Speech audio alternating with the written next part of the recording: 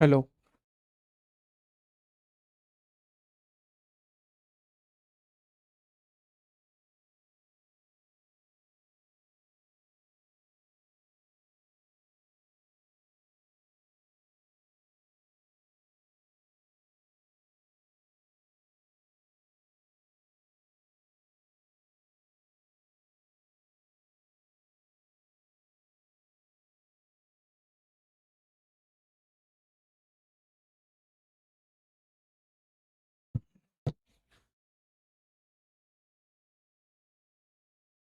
Hello, hello. Okay. Voice கேட்குது. I'm audible right? Start பண்ணலாமா? எல்லாரும் ஒரு வாட்டி வீடியோக்கு லைக் பண்ணிடுங்க நண்பர்களே.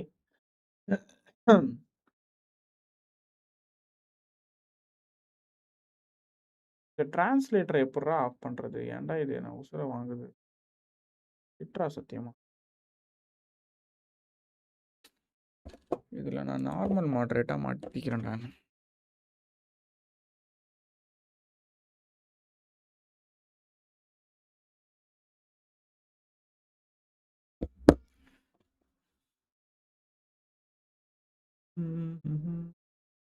Remove a standard moderator.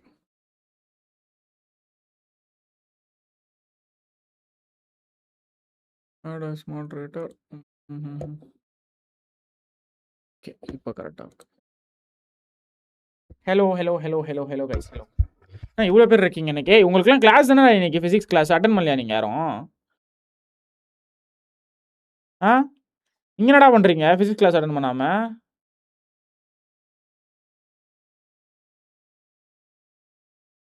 இல்லை, எனக்கு புரியல.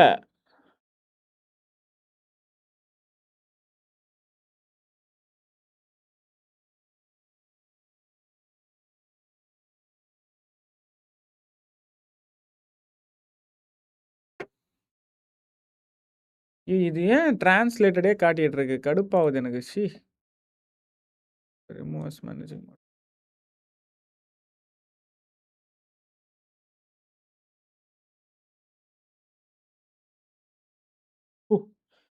வா சார், வாட் இஸ் சேனலா? Channel is something which has subscribers and likes which puts video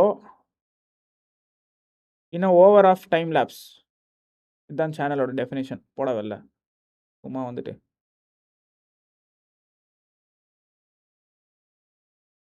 mentorship mail இல்லைம்மா, மென்டர்ஷிப் க்ளோஸ் பண்ணிட்டோமா நாங்கள்? போவோம், வெளில போமா. மென்டர்ஷிப் வரல, மெயில் வரலன்னா என்ன பண்ணோன்னு சொல்லி வாட்ஸ்அப் சேனலில் போட்டிருக்கோம் தென்னந்தெளிவா. அவ்வளோ சொல்லியும் இங்கே வந்து ஸ்பேம் பண்ணிட்டு இருக்கீங்க நீங்கள். ஆ, அந்த மென்டர்ஷிப் பற்றி யாராச்சும் கோபிகா எம்பிபிஎஸ் உனக்கு மென்டர்ஷிப் கிடையாதுமா? உனக்கு மென்டர்ஷிப் கிடையாது. உனக்கு ஒன்று அவ்வளோ வாட்டி இன்ஸ்ட்ரக்ஷன் சொல்கிறாங்க, அதெல்லாம் கேட்குறதில்ல. சும்மா வந்துட்டு. சரி, ஓகே. இப்போ நான் வந்து என்ன பண்ண போகிறேன்னா, படிக்க போகிறேன். ஸோ நம்ம இன்றைக்கி என்ன பண்ண போகிறோன்னா, 3 ஸ்டடீஸ் படிச்சுட்டு, அதுக்கப்புறமா என்டிஇபி படிச்சுட்டு, அப்புறமா லெப்ரசி படிச்சுட்டு, தென் வந்து ஜனனி சுரக்ஷா யோஜனா, அப்புறம் வேறு என்ன படிக்கலாம்? ஓகே, என்னென்ன மோஸ்ட் ப்ராபபிள் கொஷின் கேட்க போகிறாங்களோ அதெல்லாம் நம்ம வந்து படிக்க போகிறோம்.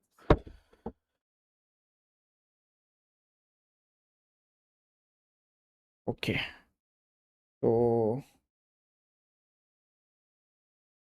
எம்பிபிஎஸ்க்கு ரஷ்யாவுக்கு அப்ளை பண்ணிட்டேன். ஓகேம்மா, சூப்பர்மா. சரி,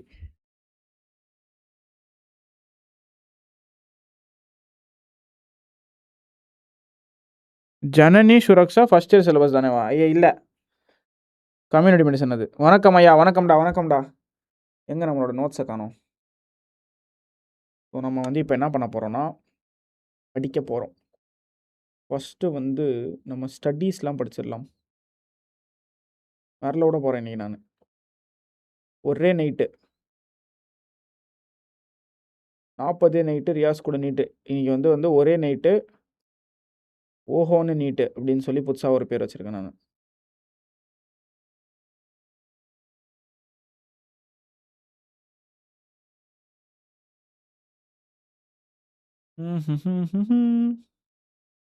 மெட்டா அனலைசிஸ் இங்கே இருக்குது, இங்கே இருக்குது, இங்கே இருக்குது, இங்கே இருக்குது, இங்கே இருக்குது. கண்டுபிடிச்சிட்டேன், கண்டுபிடிச்சிட்டேன், கண்டுபிடிச்சிட்டேன். ஏய், போயிட்டு கிளாஸ் பாருங்கடா, போங்கடா. பிசிக்ஸ் ஒரு மனுஷன் நத்தினுறாரு. இங்க வேணாடா என்னடா பண்றீங்க வந்தெல்லாம்?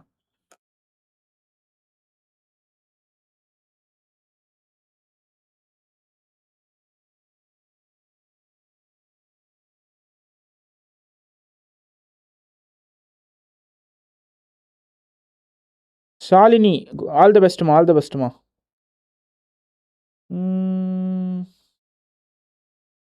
Who are you in reality sir? உங்க சொல்றேன்டா டேய், அசிங்கமா கேட்டுறேன்டா நானு. டென்ஷன் பண்றதுக்குன்னே வராதீங்கடா. ஒரு ஒரு ஒரு அளவு தான். அதுக்கு மேல வந்து நான் பீப் போட்டு பேச ஸ்டார்ட் பண்ணிருவேன். சொல்லிட்டேன் நானு.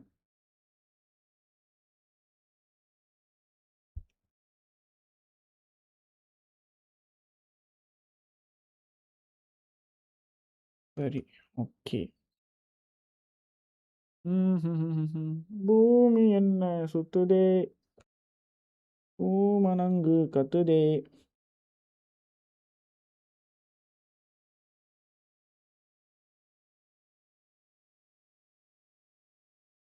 வீணா ராவ். அம்மா என்னம்மா நீ தமிழ்ல ரொம்ப கொடூரமா பேசுறியே? நீ என்ன சாப்பாட்டியே?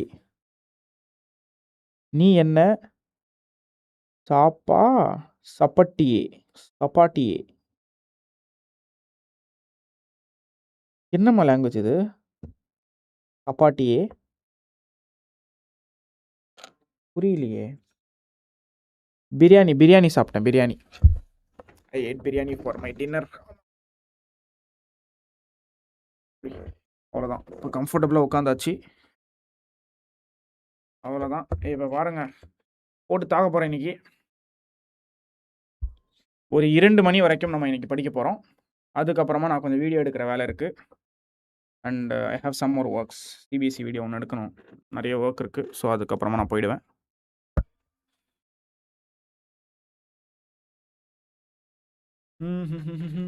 இவங்க வேறடா அடே அப்பா என்ன டிஸ்கார்டில் ஜாயின் பண்ண சொல்லி தொந்தரவு பண்ணே இருக்காங்கடா. இருங்கடா, உங்களுக்காகவே நான் டிஸ்கார்ட்லேயும் ஜாயின் பண்ணுறேன்டா. லேப்டாப்லேயும் சார்ஜ் இல்லை.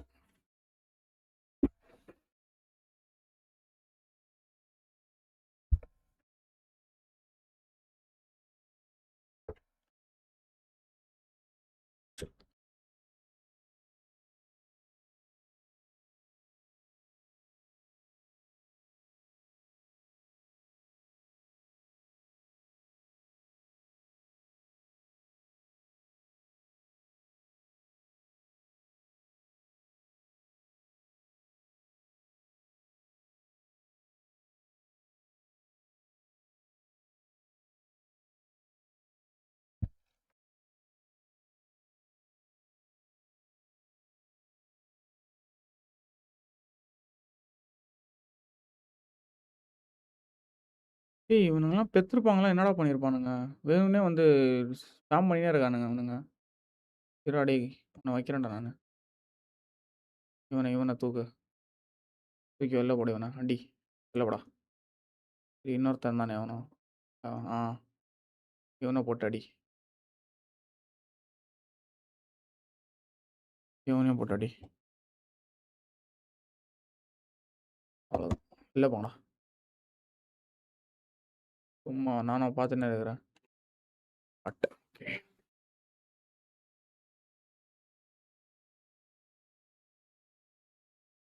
Screening versus diagnostic test. இது அடிக்கடி கேட்குற ஒரு கொஷின் ஆச்சே. படிச்சிடலாம் இதுவும் படிச்சிடலாம். கோஹார்ட் ஸ்டடி இங்கே இருக்குது. கிராஸ் செக்ஷன் ஸ்டடி, கிளாசிஃபிகேஷன் இங்கே இருக்குது. Okay super. கோவிட் வேக்சின், இந்த கொஷினும் இம்பார்ட்டன்ட் கொஷின். இதுவும் பார்க்கலாம். வேக்சின் வந்து நம்ம டே 5ல் பார்த்துக்கலாம்.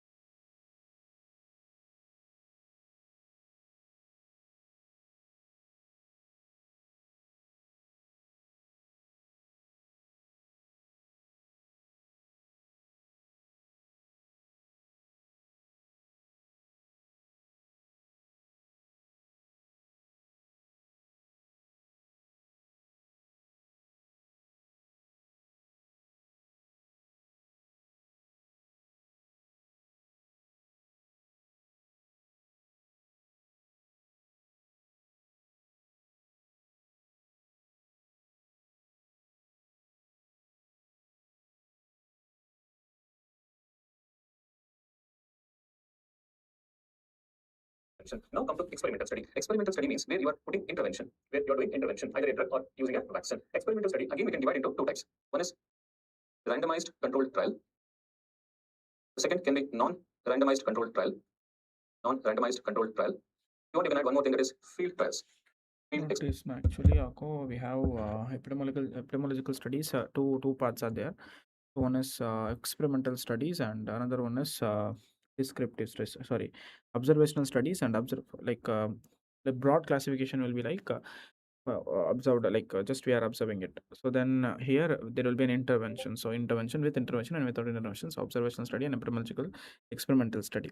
So from this descriptive and analytical study will be coming under observational study. So descriptive study, which is hypothesis formulation, while in analytical study we are going to do like ecological correlational study, unit of study in population, then cross sectional, then case control study, case series study. But case series comes under descriptive, right? Wait. Oh my god, case study and case series both are coming under case series and case study both comes under descriptive study, while ecological cross-sectional case nested control study, cohort study, these comes under analytical study. Then in experimental study, RCT will be there, then field trials and community trials and clinical trial. So these are the things which are going to be in so ecological study, cross-sectional study, case control study, and cohort study will be in this. Then experimental, there will be of course intervention. Now come to experimental study. Experimental study means where you are put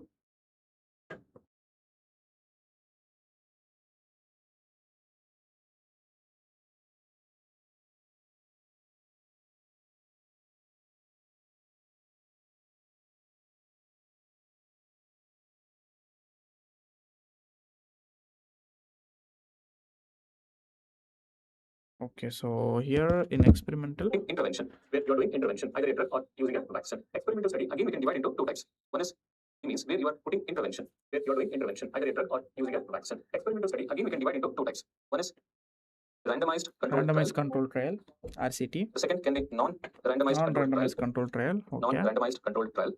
You can add one more thing, that is field trials. Field experiment, field trial. So 1, 2, 3, randomized control trial. Also we call it in short RCT. Non-randomized control trials, where you're not doing any randomization. Third will be field trials. That is in the community what you're doing experiments. So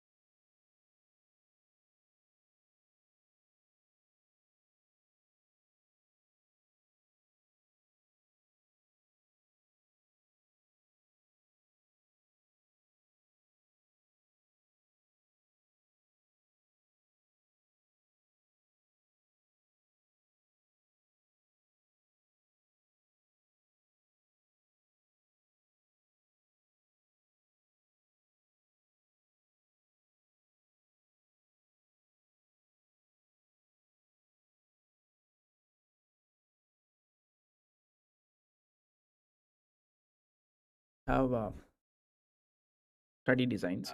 So in study designs, we have epidemiology like study of distribution and distribution and determinants of the disease. So distribution is descriptive epidemiology, while determinants is analytical epidemiology. So then we have the study classifications: observational and experimental. Observation have intervention and experimental. Observation doesn't have intervention, and experimental does have intervention. Then out of in observational, we have two things. One is descriptive and another one is analytical study. So in descriptive study, we have case study, case control study. Case study and case series study. While in analytical study, we have ecological study, cross-section study, case control study, and a cohort study. So then in experimental, we have randomized control trial and non-randomized control trial and field trial. Randomized control trial, we use patients for drug trials, while in field trial, we use community trial. Field, so it defines the community, so which we have like healthy and healthy individuals. So we do vaccine trial here.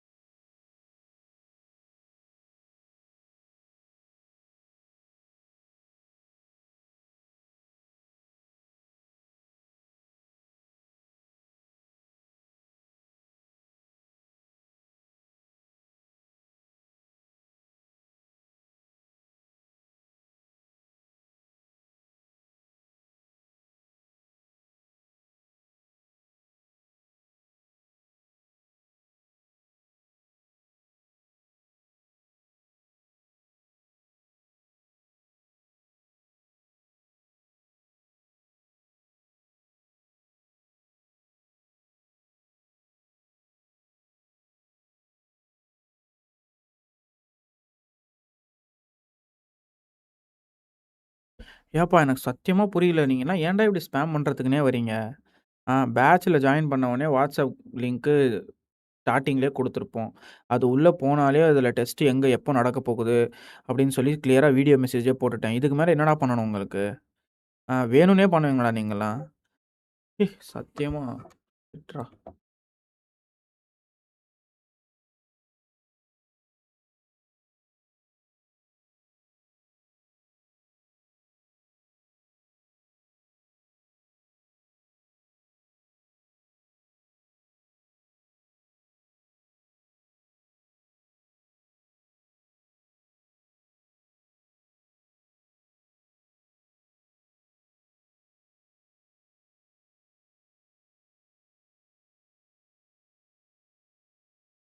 வணக்கம், வணக்கம், வணக்கம்.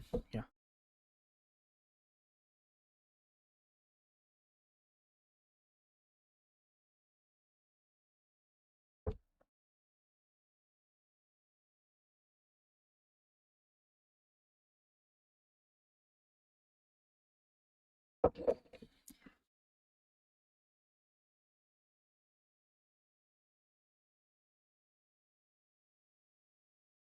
விமல் தலைவரே வணக்கம். வணக்கம்டா. Statistical parameters used likelihood ratios and receiver operator characteristic of highest importance is to give strongest epidemiological studies. The strongest epidemiological studies here are the most important one: meta-analysis, systematic review, blind trials.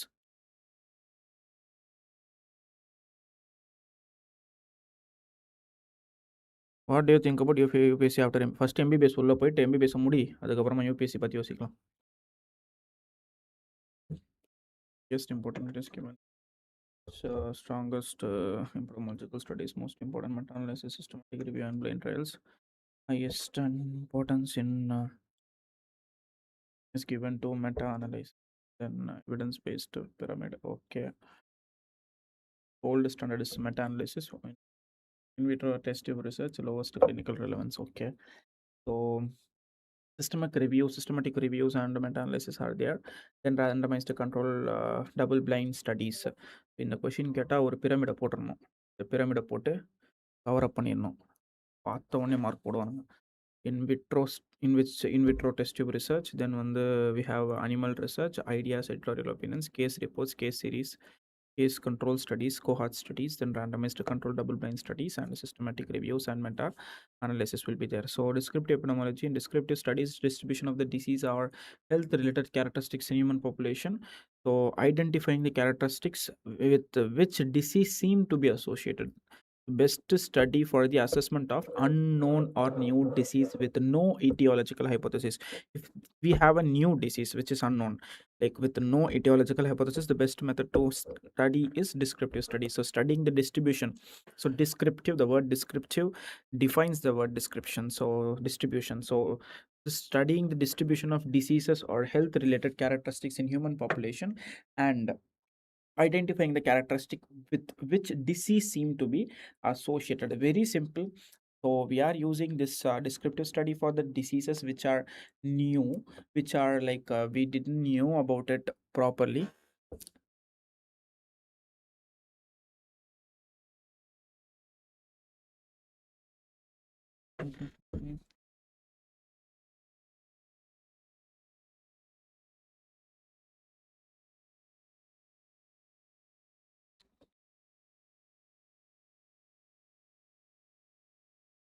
Okay, so new diseases. So it is for unknown or new disease with no etiological hypothesis, first one.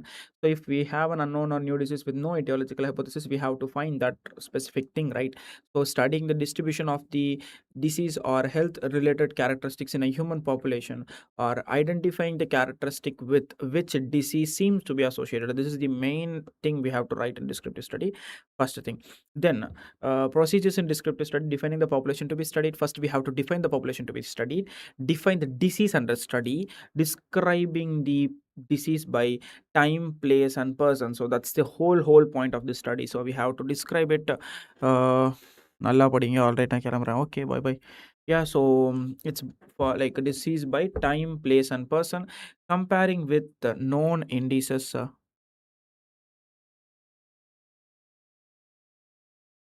Okay, so describing the disease by time, place, and person, comparing with the known indices and formulation of the hypothesis. So that's the main thing we have to know here. So time distributions. Okay, so இதுக்கப்புறமா video பார்த்துக்கலாம்.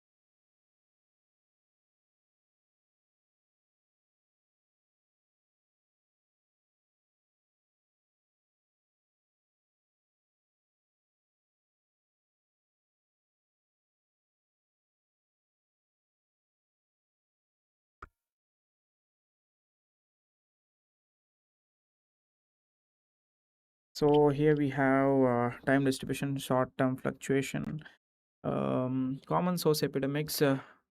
டேய் BDS பற்றி எனக்கு தெரியாதுடா, ஏன்டா இப்படி பண்ணுறீங்கப்பா? So common source epidemics, single exposure or point source epidemics, explosive, sharp rise and sharp fall in number of cases, clustering of cases in a narrow interval of time. All cases develop within one incubation period of the disease, uniform curve with no secondary wave. For example, food poisoning, Bhopal gas tragedy. So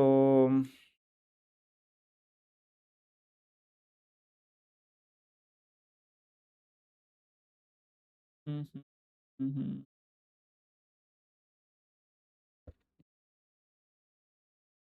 Okay, we'll take a break. Stop.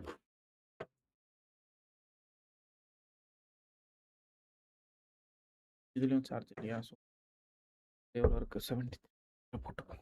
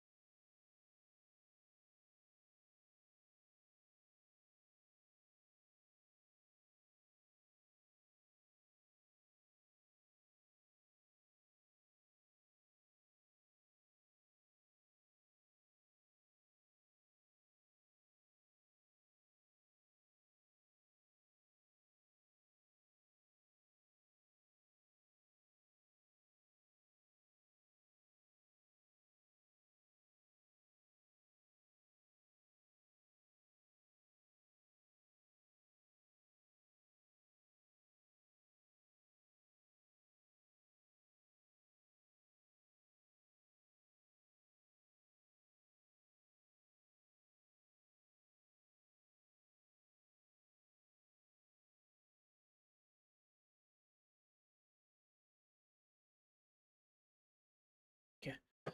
So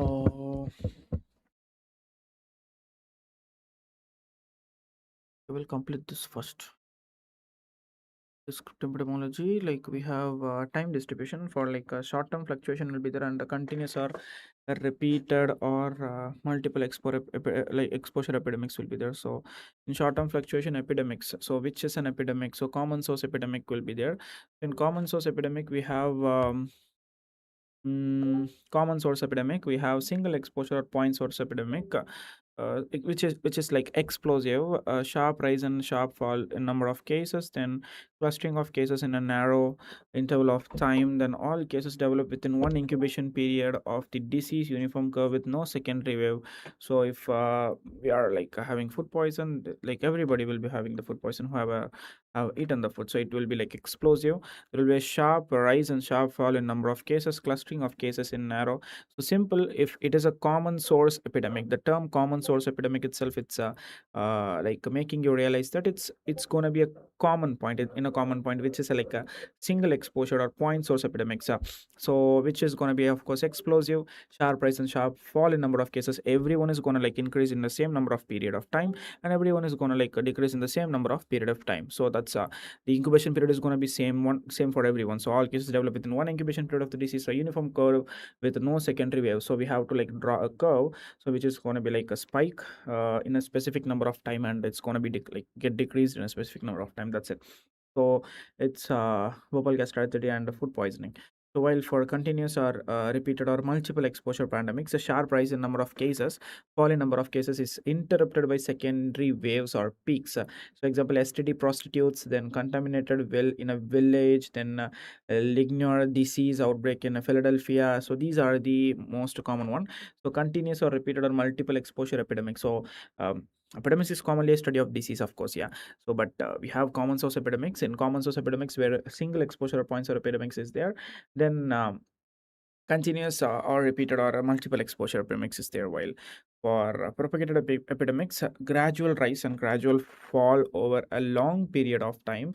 So this thing which we saw here for short-term fluctuations. So in short-term fluctuation, we have common source epidemics, and continuous or represented or multiple exposure epidemics, while in propagated epidemics we have gradual rise and gradual fall over like long period of time, tall off over much longer period of time, so results from person to person and transmission. Then transmission continues, still no susceptible or left are susceptible or no longer are exposed to the infected individuals. And speed of spread depends on herd immunity and secondary attack rate. So herd immunity is something, I think, herd immunity. ஐயோ இது எங்கேயோ படிச்சேனடா, மறந்துட்டேன் அதுக்குள்ள. What's herd immunity? Mm-hmm. Yeah, I remember. Just a second. Yeah, those people will be having they will be carrying carrier மாதிரியே ஒரு definition வருமேடா. Wait.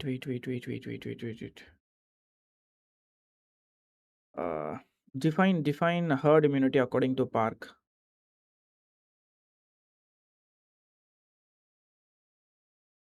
Herd immunity is the resistance of a group or community to the invasion and spread of an infectious disease based on the immunity of a higher proportion of individual members of group. Give me an example, please.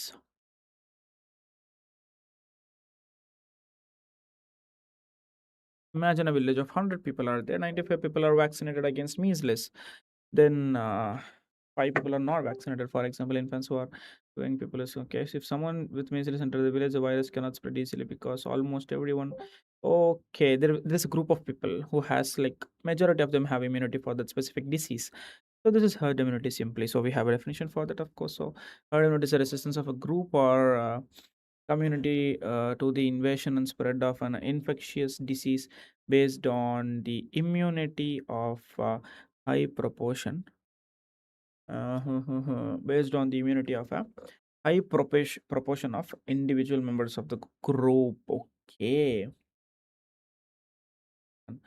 So based on spread depends on speed of the spread depends on the herd immunity and secondary attack rate. So propagated epidemics. Okay. All the best. Thank you. I think epidemics we studied previously. Anyways, periodic fluctuations. So we saw propagated epidemics. Okay. In this, then periodic fluctuation, seasonal trend in seasonal variation. Yaar, I studied this. Yaar, oh my god, I studied this. Wait.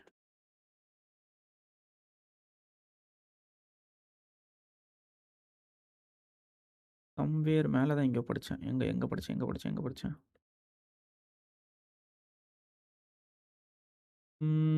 Direct standardization, mortality ratio, concept of health and disease, natural history of disease, iceberg phenomenon, reservoir, mode of transmission. Okay. Time in epidemiology. இங்க தான் நான் படிச்சேன்.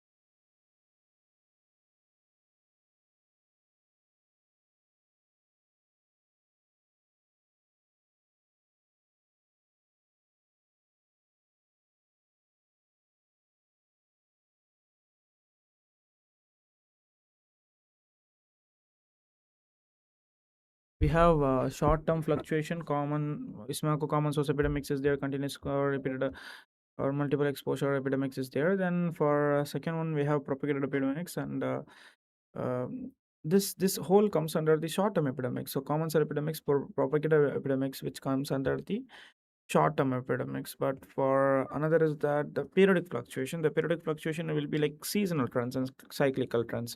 So the seasonal trends, it is a seasonal variation of a disease occurrence may be related to the environmental conditions. For example, upper respiratory tract infection in winter seasons and GI infections in summer season. Then cyclical trend, rubella for every 6 to 9 years, and influenza for every 7 to 10 years we get this. Okay, so long term or secular trends changes over a long period of time or decade.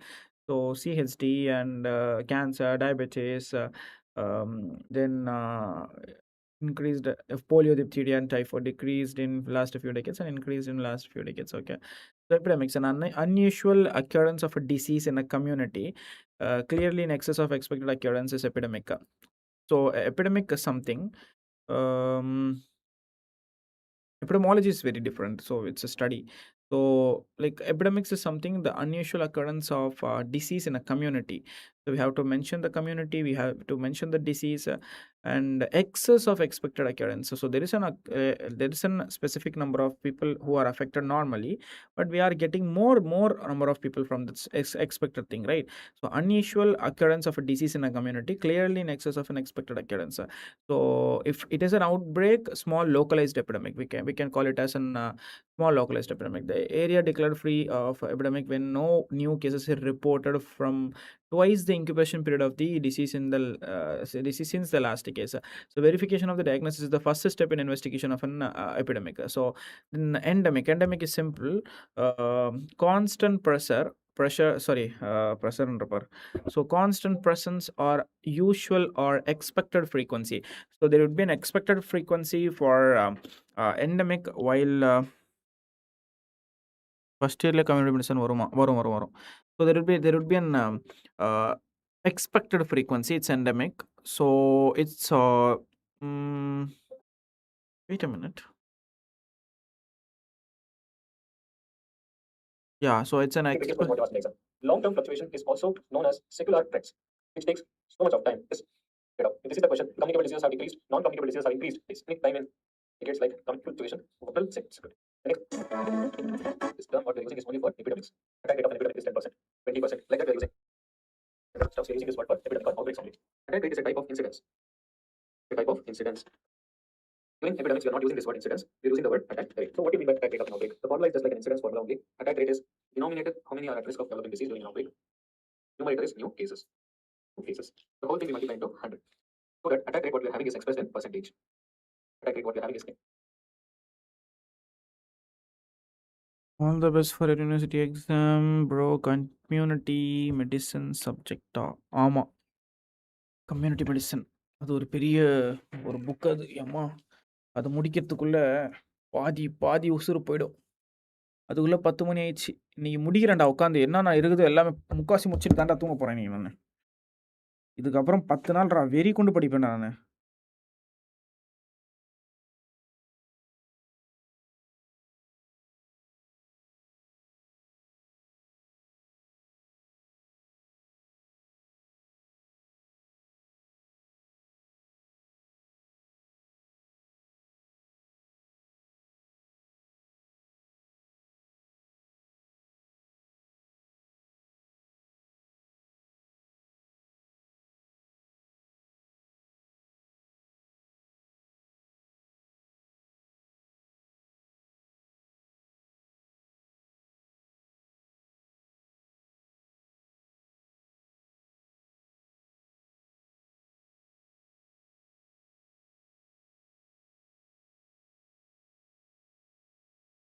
நீ பாரு என்ன பல்ல காலங்காலங்காலம் மனங்குதும்.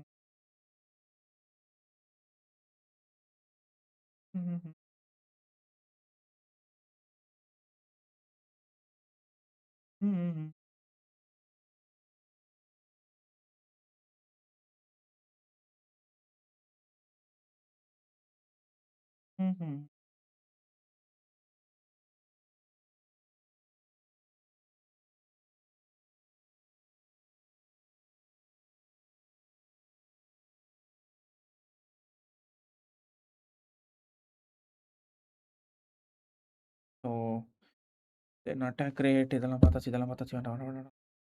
Attack rate, secondary attack rate. Hmm. ம்.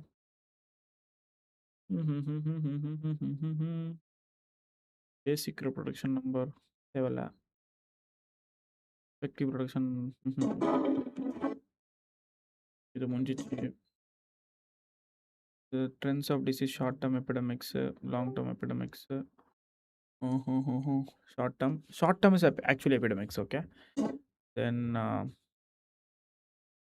unusual frequency is epidemic. Unusual frequency is epidemic. Usual frequency is endemic. Holoendemic, active transition among children greater than adults, it's holoendemic. Then sporadic, okay, so this is what I'm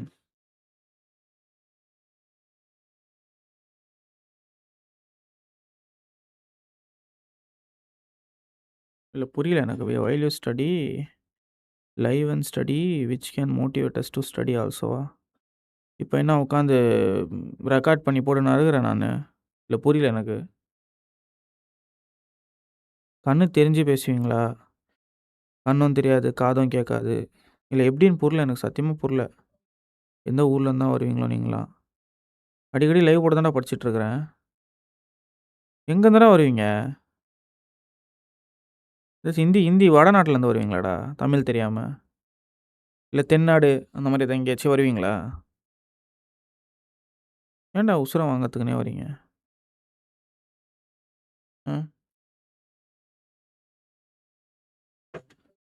சும்மா கடுப்பேற்றத்துக்குனே அப்பா. Okay, so while it is an endemic, so epidemics is an unusual frequency. The unusual occurrence of disease in a community clearly in excess of expected occurrence. So if it is an outbreak, small localized epidemic, the area declared free of epidemic when no new cases is reported from twice the incubation period of disease since the last case. So verification of diagnosis is the first step in investigation of an epidemic. So the first step in investigation of an epidemic is, yeah. So if we are investigating an epidemic, so if there is an unusual number of diseases in a specific community or population, yeah. So like more than expected frequency or expected occurrence. So we have to first verify the diagnosis. So the diagnosis should be verified. So this is the first step in investigation to an epidemic. So after this, we have to see endemic. So constant presence or usual or expected frequency of a disease within a given geographic area. So expected frequency, we don't have an unusual frequency here, we have an usual expected frequency here. Then hyperendemic. So the hyperendemic one is constant presence of a disease and a higher presence or prevalence affects all the age group. Holoendemic affects the mostly children's, yeah. So high level of infection being like in early in life. So this is holoendemic. So for the disease to be endemic in a steady state,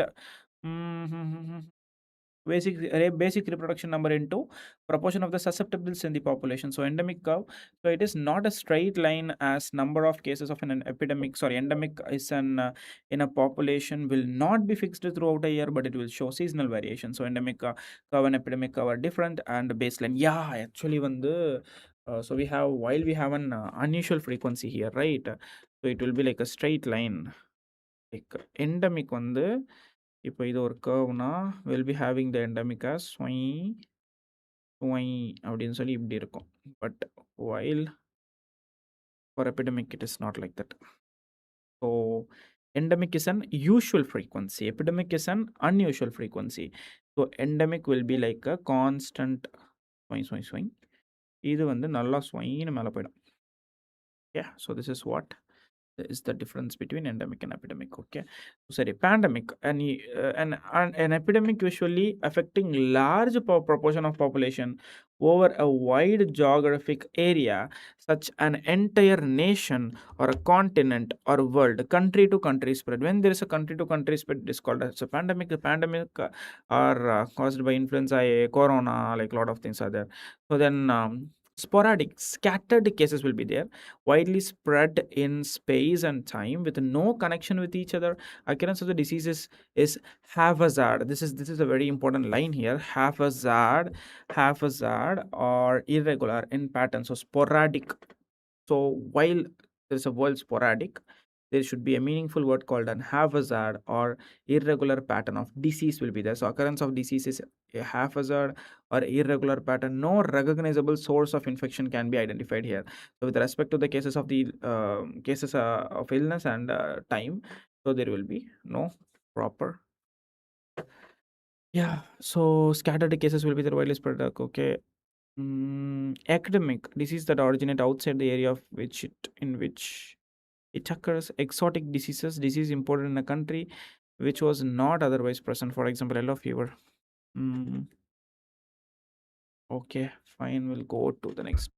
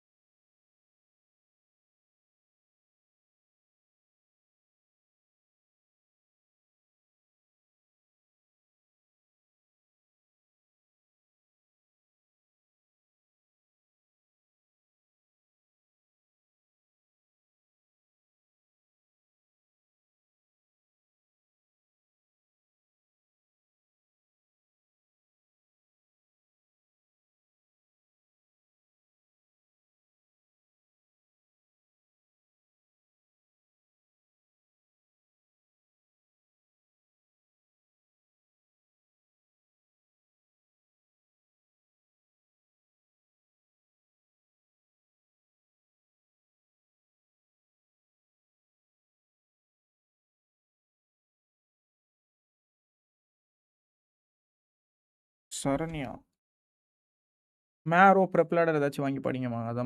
அதுதான் கரெக்டாக இருக்கும். You are preparing for FMG. டீம்டுக்கு important. டீம்டில் மட்டமான question தான் கேட்பாங்க. நான் போட்ட கொஷின் எடுத்து வாங்கி படிங்க, அவ்வளோதான். பிரவீன் ரிஷி, பனிமலர் தாகூரர், Indira for self finance. Sadly கொஞ்சம் எஜுகேஷன் வைஸில் பெட்டர் அப்படின்னா என் காலேஜ் சொல்லுவேன். ஆனால் என் காலேஜ் வந்துடாதீங்க. லிவ் யுவர் லைஃப்ரா please. Go study in Tagore better. Indira வேண்டாம், தாகூர் எடுத்துக்கோங்க. At least you will live your life at least. வேண்டாம் என் காலேஜ். ஃபோன் கூட யூஸ் பண்ணக்கூடாது. இல்லாத ரூல்ஸு. கடுப்பேத்திங்க. ஒரு மினி ஜெயில் அது.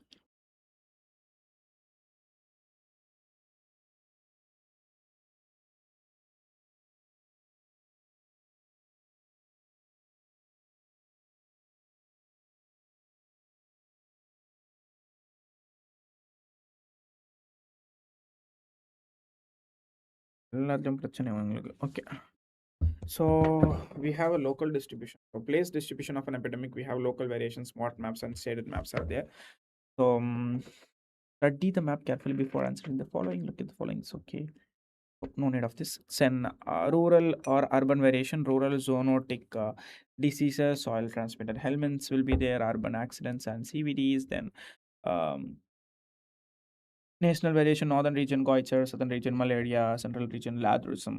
Then international variations, we have Japan cancer stomach, then India cancer in oral cavity. So these are like for place distribution. So for person distribution, we have age, sex, marital status and occupation and social class. In any way we can distribute the person distribution. So in age, childhood measles will be there. In middle age, we can they can like the probability of occurrence of cancer. Then for older age, there is a probability of occurrence of atherosclerosis. Then in sex, females and males. Females are more chronic, like to hyperthyroidism. Then for males, the males are affected more with lung cancer and other diseases. Then marital status, married females cancer cervix. Mortality rates are lower in married females, or married males and females. Then occupation, coal mines, pneumoconiosis, and after university exam, what to do, just study before. Already in the channel video இருக்கு, போய் பாருங்க. Already there are 2-3 videos about that.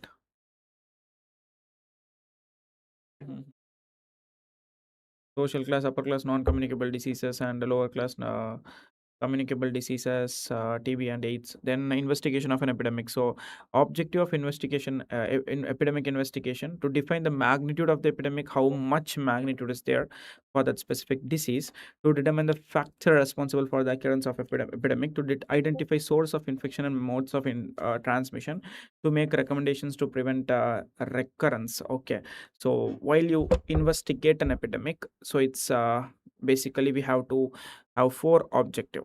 So first objective is that to define the magnitude of the epidemic. So to determine the factor responsible for occurrence of epidemic, to identify source of infection and modes of transmission. So first, verification of the diagnosis. So laboratory investigations to confirm the diagnosis. First step is investigation of an epidemic. So not necessary to examine all cases, taking samples. Okay, confirmation of, so we have around 10 steps in this. This is a short note probably. So confirmation of the epidemic done by comparing the disease frequencies during the same period of previous years. So epidemic threshold and arbitrary limit of 2 standard errors. Okay, I studied this, yeah, I studied. So 2 standard deviations. Okay, so 2 standard deviations. Wait a minute, where did I study this? எங்க படிச்சேன்?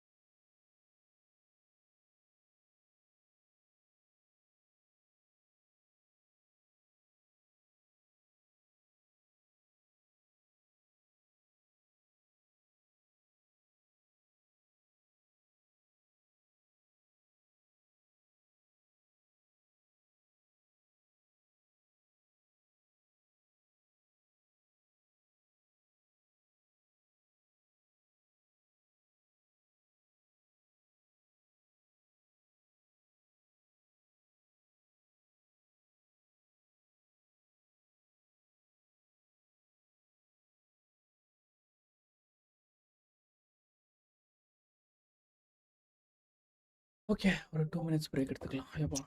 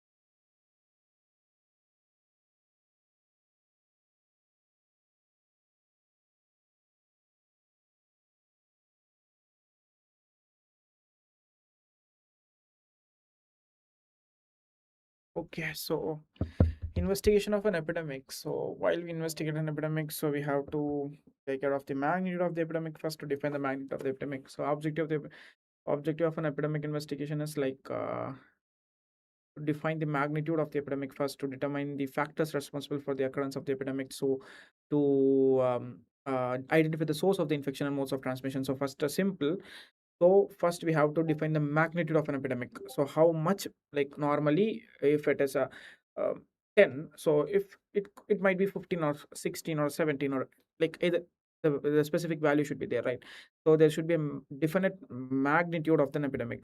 So then to determine the factors responsible for occurrence of epidemic, so factors which are responsible for the occurrence of the epidemic, to identify the source of infection and magnitude of the transmission, or else either we can like remember it like this, whether there should be magnitude of an epidemic, so then source of infection and the magnitude of an transmission, then determine the factors responsible for the occurrence of an epidemic to make recommendation to prevent the occurrence. So this is the actual thing we have to follow here.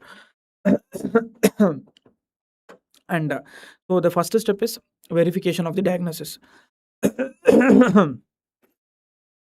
So verification of the diagnosis. So how to verify the diagnosis? So that's first thing.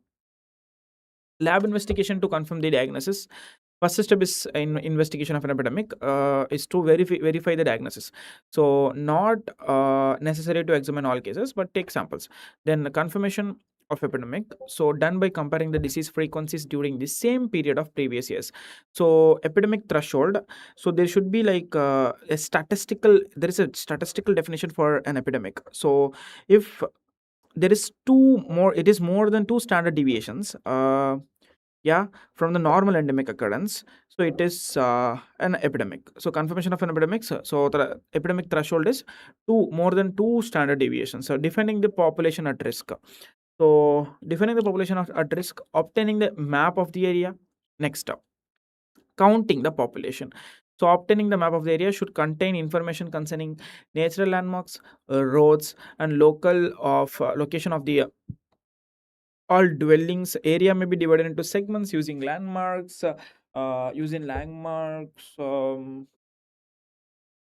and may again be divided into smaller sections. Within the sections, dwelling units, houses may be designated by numbers. Then counting the population carried out by house to house visits. So carried out by house to house visits.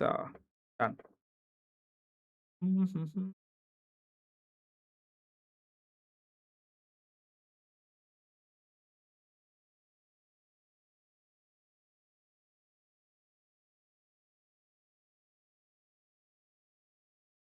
Done. So then we have to rapidly search for all cases here. So by doing medical survey, epidemiological case studies, case interview from form, then searching for more cases at home, family or neighborhood, then searching for new cases are carried out every day till the area is declared free of epidemic. This period is usually taken as the incubation period of the occurrence of the last case. So data analysis should be the analysis of the basis of the time, place, and person. So that's the main thing we have to do in epidemic. So it's based on the time, place, and person.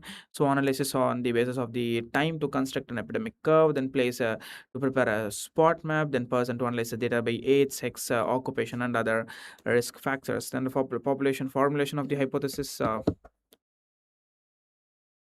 Formulation of the hypothesis to examine the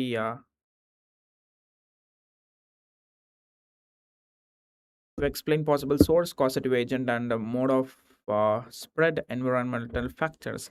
Then testing of hypothesis by comparing the attack rates.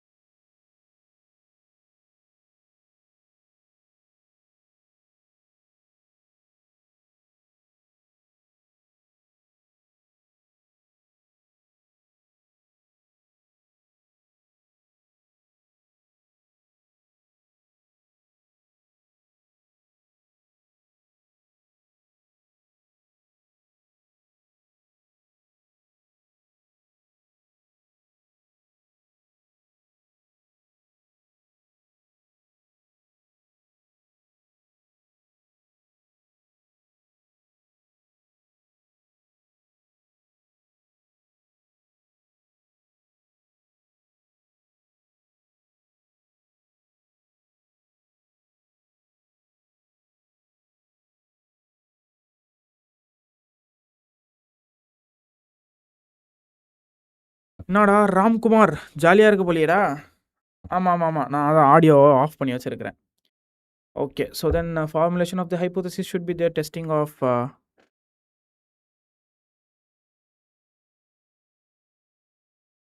not gonna lie, my offline coaching classes were making zero sense because of English language. Started skipping classes to follow need to see this or sessions and practice questions. அதுலேயே அவ்வளோ இருக்குமா healthy சொல்கிற content. 2 days பயோகெமு jolly தான். டேய் எனக்கு இன்னும் 9 நாளில் 2 subject இருக்குடா. நான் என்ன பண்ணுறதுனே தெரியாமல் உட்காந்துட்ருக்கேன்டா. நீ வேறு. நேற்று நைட்டு போயிட்டு வந்தேன் நான் ஃப்ரூட் பே. நேற்று புதுசாக ஒன்று சாப்பிட்டோம்டா. பிஸ்தாஷியாவை லஞ்சம் சாப்பிடல. அந்த ஏதோ ஃபட்ஜ் ப்ரௌனி அவ லஞ்சுன்னு ஒன்று இருந்துச்சு. வேறு மாதிரி இருந்துச்சு. நானும் கிருஷ்ணாவும் நேற்று சாப்பிட்டோம். பயங்கரமான டேஸ்ட்டு. வேற மாதிரி.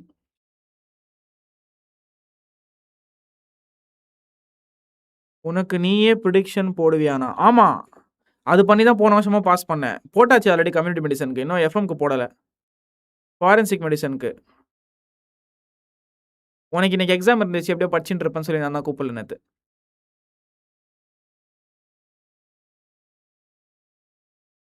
நான் ரெகுலர் கஸ்டமராகவே மாட்டேன் அந்த கடைக்கு.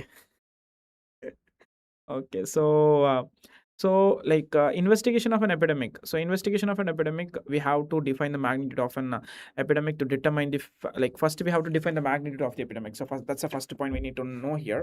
So it's the magnitude of the epidemic that matters. So we have to search for the source of the infection and the mode of the transmission. Then we have to determine the factors responsible for the occurrence of the epidemic, then to make recommendations and to prevent the recurrence. So there should be like recommendations of the specific things to prevent the recurrence here. So first thing, verification of the diagnosis. So that's the first step in an epidemic. So Lakshya Maheshwari, hello. Lakshya, I think I heard this name somewhere. Pondicherry girl. I don't know exactly who's this. Anyways,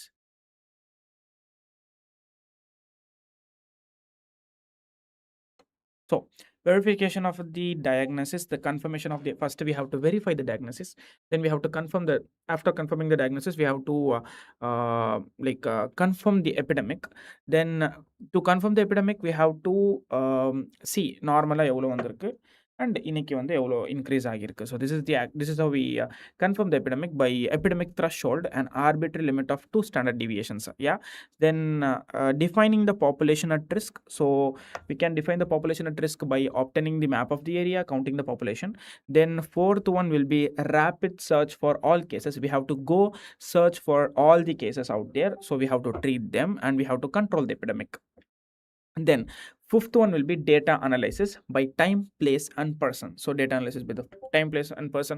Sixth one will be formulation of hypothesis. So there could be like how this happened. So in the mari vandu we have to formulate the hypothesis. The testing of the hypothesis should be done, evaluation of the ecological factors, then further investigation of population at risk, then writing the report. So these are the 10 steps in the investigation of an epidemic. கடவுளே இந்த question மட்டும் கேட்டணும், கடவுளே இந்த question மட்டும் கேட்டுட்டா சூப்பராக ஒரு 5 mark. Uma தான், கடவுளுக்கே ஒரு உமா கொடுங்க. எஸ். இதை நம்ம எப்படி ஞாபகம் வச்சுக்கலாம் அப்படின்னா,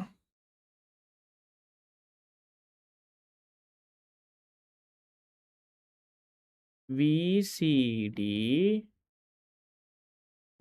திருட்டு விசிடி. சூப்பர். திருட்டு விசிடி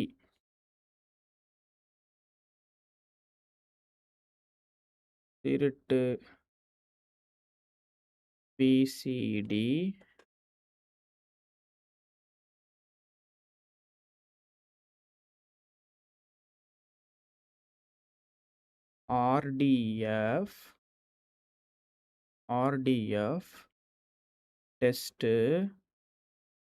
RDF test, evaluate,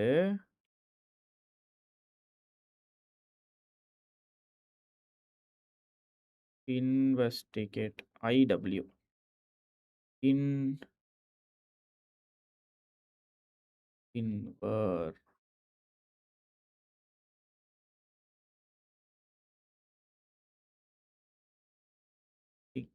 திருட்டு VCD RDF test, evaluate in writing. Okay, so திருட்டு VCD. So V for verification of the, so first we have to verify the diagnosis.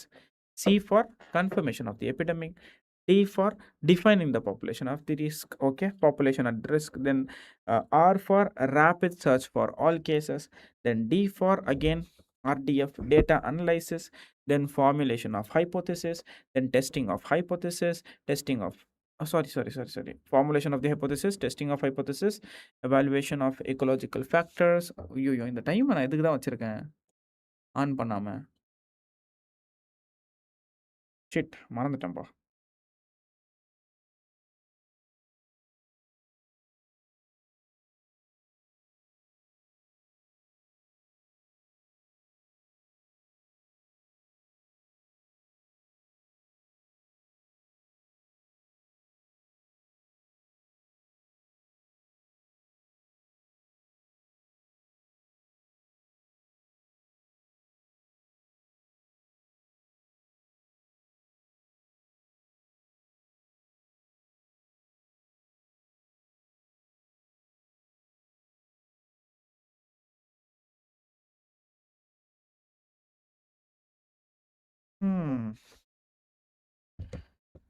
So திருப்பி இதை கண்டிப்பாக மனப்பாடம் பண்ணி ஆகணும், வேறு வழியே இல்லை நமக்கு. First thing, verification of the diagnosis. So to verify, we have to take laboratory investigations to confirm the diagnosis. First step in investigation of an epidemic. It is not necessary to examine all cases, take samples. Okay, we have to take sample here. Then confirmation of an epidemic. Confirmation of an epidemic can be done by if it is like reaching the threshold, the epidemic threshold, arbitrary limit of the 2 standard deviations should be there. Then defining the population at risk. So defining the population at risk, obtaining the map of the area, local map. So local map area should be there. The counting the population carried out by the house and the house to house visits. Then rapid search for all cases, medical survey should be done. Then epidemiological case sheet, case interview form. Then searching for the more cases at the home, family and neighborhood. Then search for cases. New cases are carried out every day till the area till the area is declared free of epidemic. This period is usually taken as twice the incubation period of the occurrence of the last case. So this period is usually taken as the twice the incubation period of the occurrence of the last case. Actually, this was actually இது வந்து நான் already எங்கேயோ படிச்சேனே epidemicல twice. Yeah, here it is. So epidemics, the area declared free of epidemics when no new cases is reported from twice the incubation period of disease since the last. Okay. So this is a very important point here. So data analysis we have to do based on the time we have to construct an epidemic curve, then we have to prepare a spot map, then person analyze data by age, sex, occupation, and other risk factors. Formulation of hypothesis to explain possible source, causative agents, like mode of spread, environmental factors, testing of hypothesis by comparing the attack rates, then evolution of ecological factors like water and milk supply related, like relate disease with environmental factors to when reservoirs of the infections and mode of transmission, then further investigation of the population at risk, then medical examination, screening test, examination of suspected sample and biochemical studies, then writing the report should be complete and convincing under the following headings: background, historical data, as methodologies, and analysis of the data, control measures, and everything should be there properly. My god, இது என்னடா இது எஸ்ஏவாக எழுதலாம் போலியே, இவ்வளோ இருக்குது இதில். Last ஒரு வாட்டிக்கு confirmation of verification of the diagnosis, then confirmation of the epidemic, verification of the diagnosis, confirmation of the epidemic. So first we have to verify the diagnosis, then confirmation of the epidemics, then we have to define the population at risk. So in that we have to obtain the map and map of the area, then counting the population, then rapid search for all cases. All the best, bro. Thank you.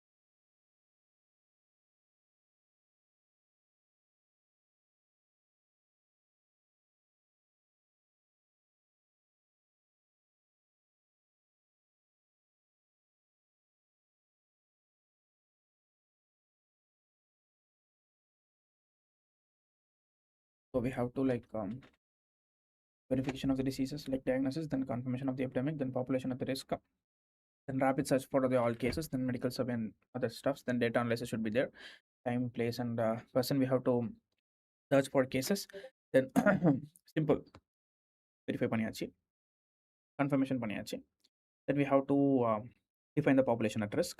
So after defining the population at risk, we have to go for collection of the cases. So rapid search for the cases should be there. So after collecting all the cases, we have to maintain the data of that. Then we have to, after maintaining the data, we have to formulate the hypothesis.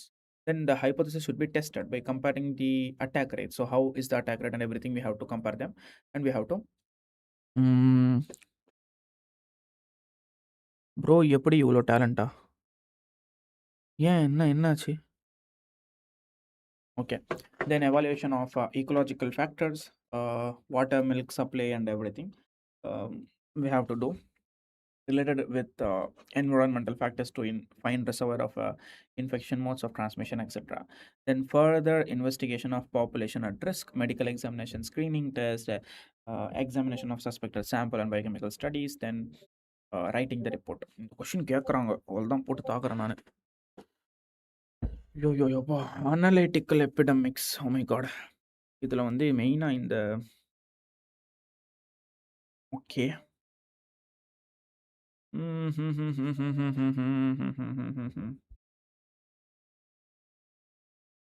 Hurt immunity இன்னும் நான் complete பண்ணல. Herd immunity we haven complete. Surveillance complete பண்ணல. Infectious disease epidemiology, infectious disease எபிடமாலஜியில் levels of prevention we have to study. Of course, it's a very important one. Yeah, levels of prevention. முடிச்சிடலாமா company? இந்த மூணே மூணு தான் இருக்குது. இதில் சின்னதான் எல்லாமே maximum. சரி, வில் கம்ப்ளீட் திஸ் மேபி. அது வலிக்குதுடா. Shit.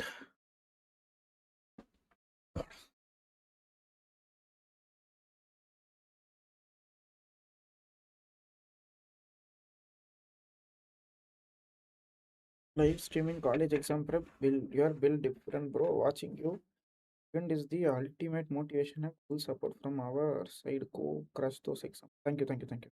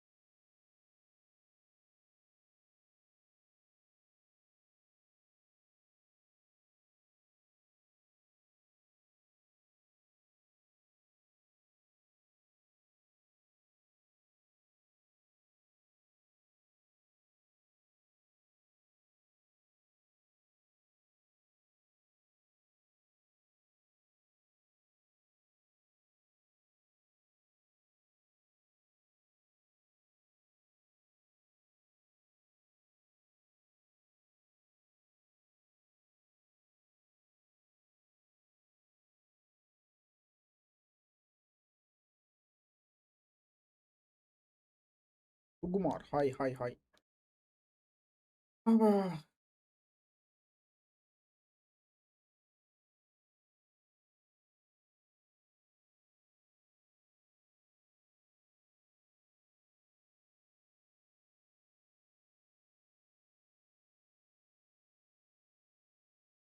சரி இதை முடிச்சிருவோம் நம்ம போய் இப்போ உட்காந்து. Patterns of diseases we have studied, right? Okay. In elimination, uh, eradication, okay.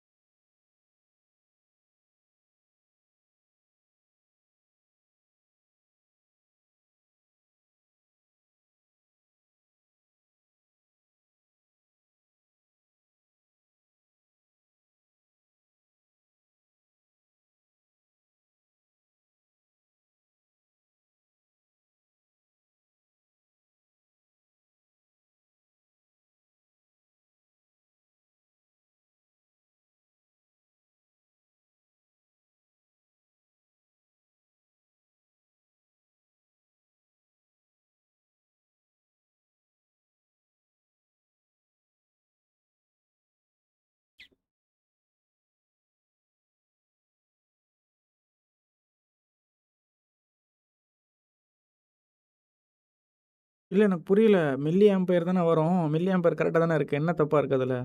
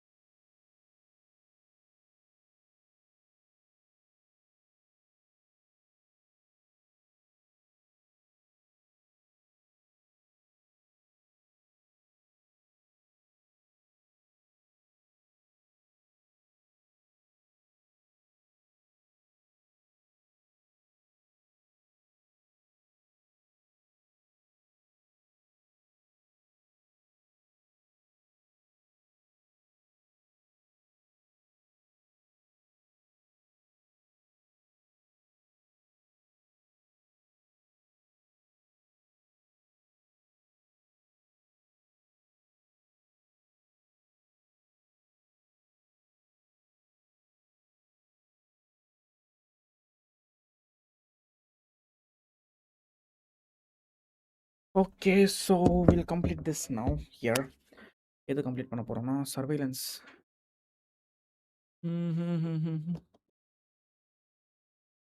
யாருன்னா அவன் கடுப்பேத்துறான் மயிலாட். யாருடா?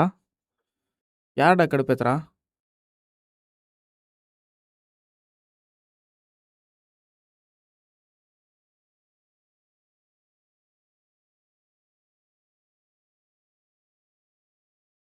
மில்லி ஆம்பியர் கையா? அதில் ஆக்சுவலி என்ன ஈக்குவேஷன் கொடுத்துருக்காங்கன்னா, கரண்ட் எக்ஸ்போனென்ஷியலாக வந்து with respect to voltage increase ஆகிற மாதிரி ஒரு இது கொடுத்துருக்காங்க ஈக்குவேஷன் அவங்க. ரைட். இ பவர் 100V அந்த மாதிரி கொடுத்துருக்காங்க. அது வந்து எக்ஸ்போனென்ஷியல் ஈக்குவேஷன் அது. அந்த சார்ஜிங் டிஸ்சார்ஜிங்கோட கான்செப்டில் வரும். I think he doesn't know about it probably.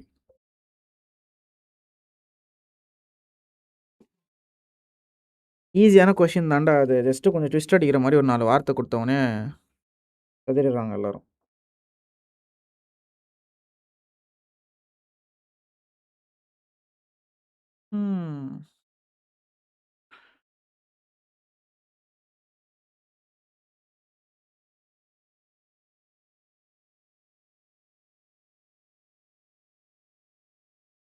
Okay. So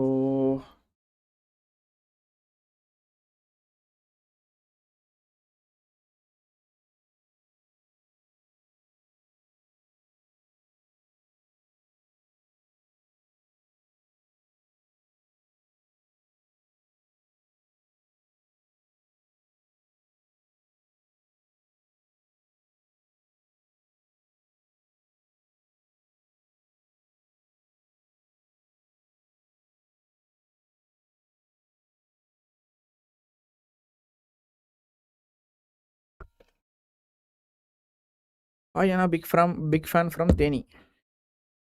எப்படி அந்த ரிலையன்ஸ்லலாம் போட்டிருக்காங்களே பெரிய ஃபேன் அதுவாமா? சரி விடுங்க, யாரும் டென்ஷன் ஆகாதீங்க. ஸ்டடி வித் மீனு ஃபோன் பார்த்துட்டு இருக்கீங்களா? இல்லை ஃபோனில் கொஞ்சம் இம்பார்ட்டண்டான மெசேஜ் வேறு எதுவும். இந்த ரிலையன்ஸ்லாம் பார்த்துட்டு பெரிய ஃபேன் ஒன்று வச்சுருப்பாங்களா? அவ்வளோ பெரிய ஃபேனா எப்படி அது? Okay. So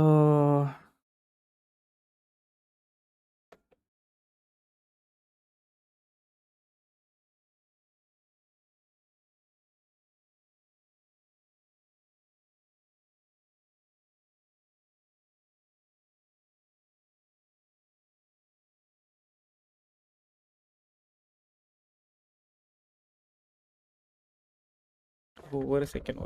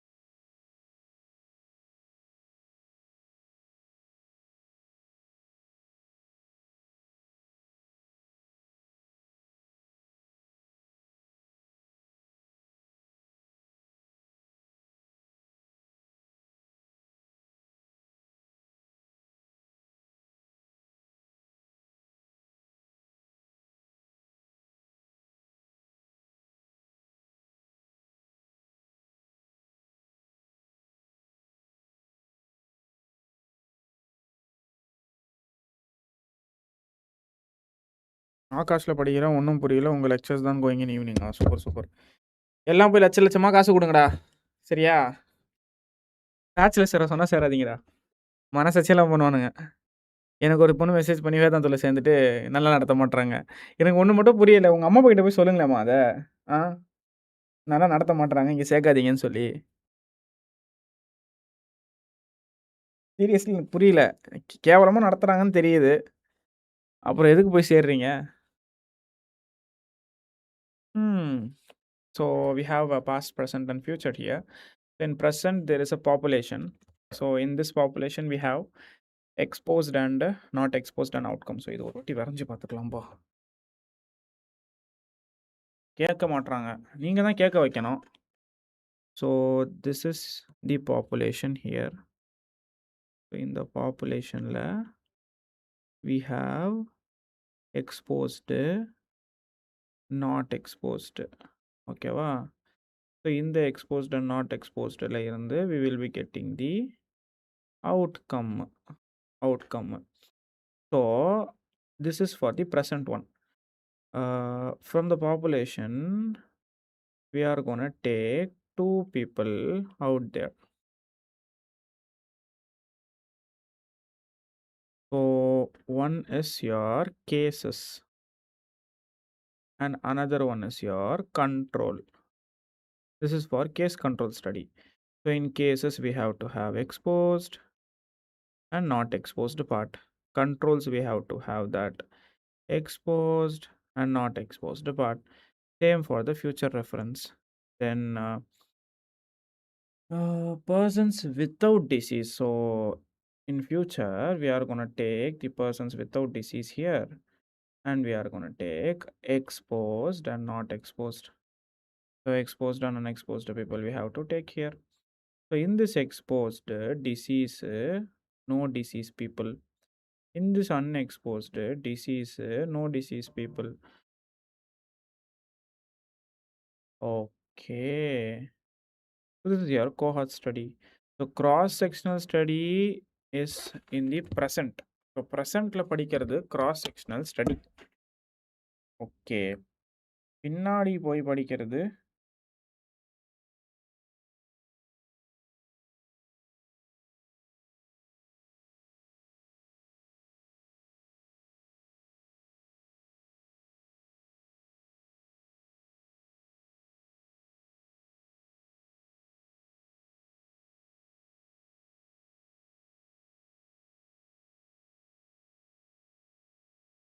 so we are going into the past and we are studying for the cases and control. Yeah. எங்கடா அது காணோம்? இங்க தான் இருக்கா?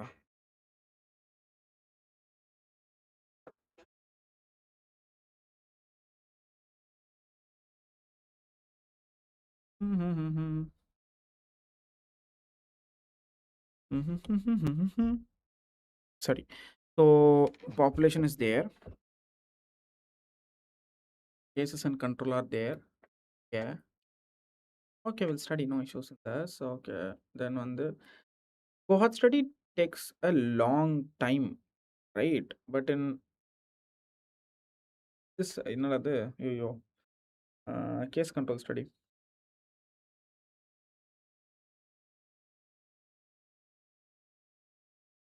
யூனிவர்சிட்டி எக்ஸாமில் எவ்வளோ மார்க் எடுத்தால் பாஸு?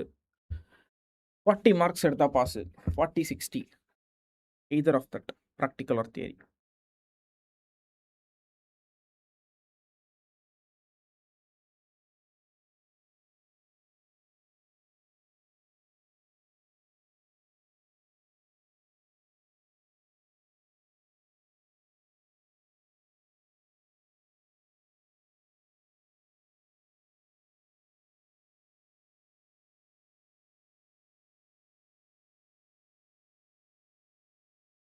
ஐயோ யப்பா தலை வலிக்குதுப்பா.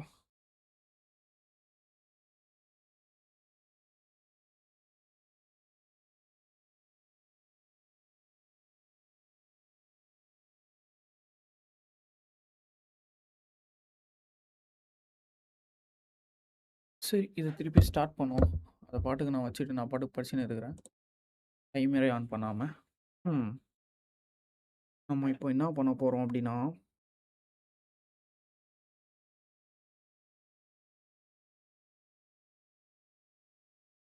இன்னைக்கு இது மட்டும் முடிச்சிட்டேன்னா அவ்வளோதான். நான் தான் டாப்ல இருப்பேன். அவ்வளோதான்.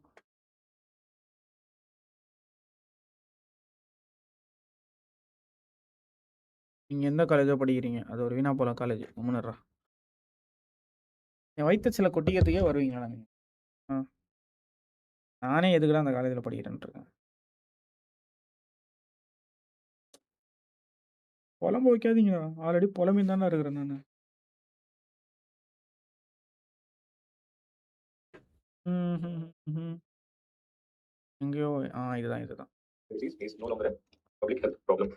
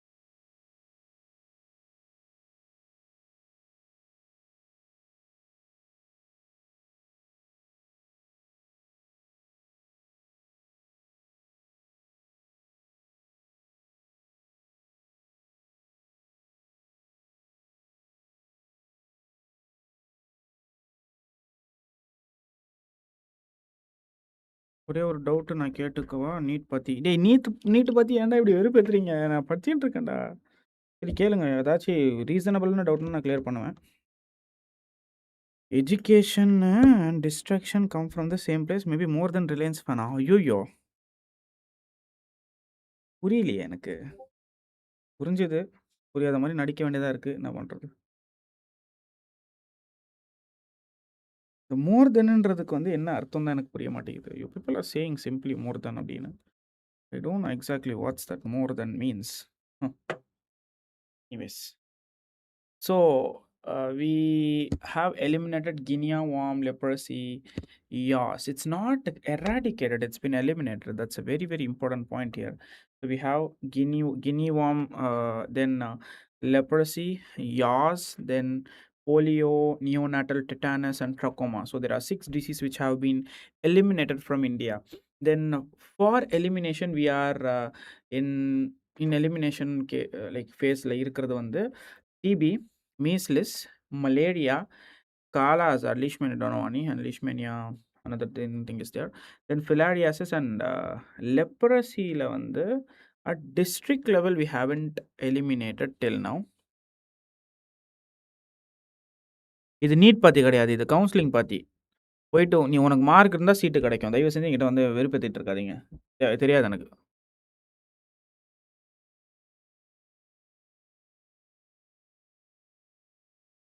Okay, so this is the thing we have to know for eliminated and for elimination. And first thing we have to write is that elimination means to break the chain of the transmission. Then we have to have the zero incidence of the disease. That's a very, very important point here. If you are controlling a disease, it should be said only it is controlled when the burden of the disease is decreased, and there is no longer, it should not be a public health problem. That's a very, very important point here. Then apart from this, then filariasis, leprosy treatment, target prevalence of the leprosy. Okay. Eradication at global level, there is an eradication, extermination of the agent.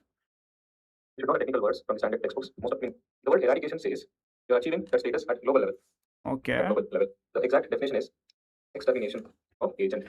Extermination of the agent. This is the exact technical definition of eradication. If you know the technical words from the standard textbooks, most of the MCQs are selected from standard textbooks. Once you get these keywords, the answer will be eradication. TFF, because there is a reference answer from the reference textbook. Because the agent has been exterminated.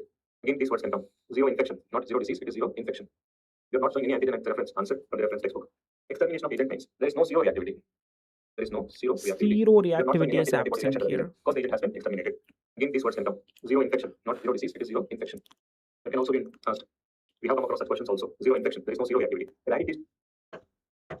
No zero activity, zero infection should be there. Extermination of the agent. What is it like meaning of extermination? Anybody knows, please?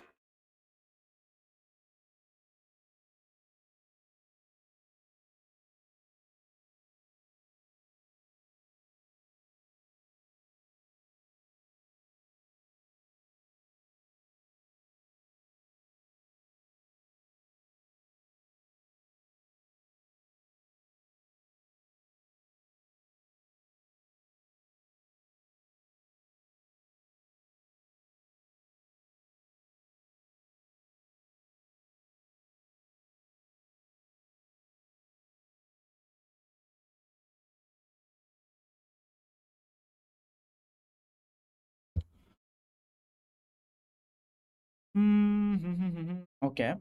So apart from this extermination of the agent, where is ChatGPT, man?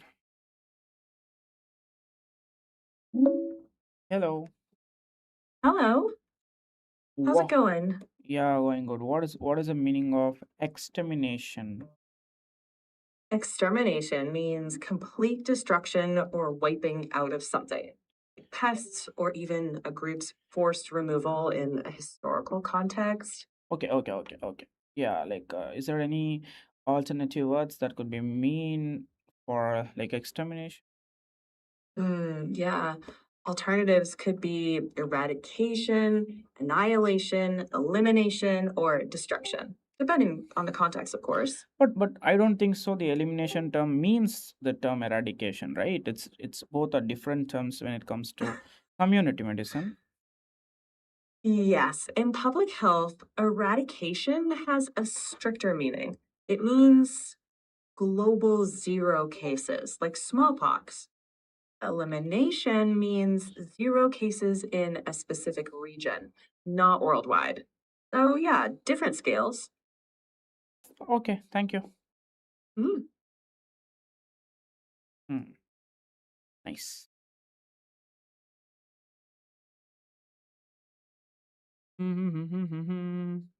It's an extermination of the disease should be there. So that's extermination of the agent. It's not extermination of the disease, it's extermination of the agent.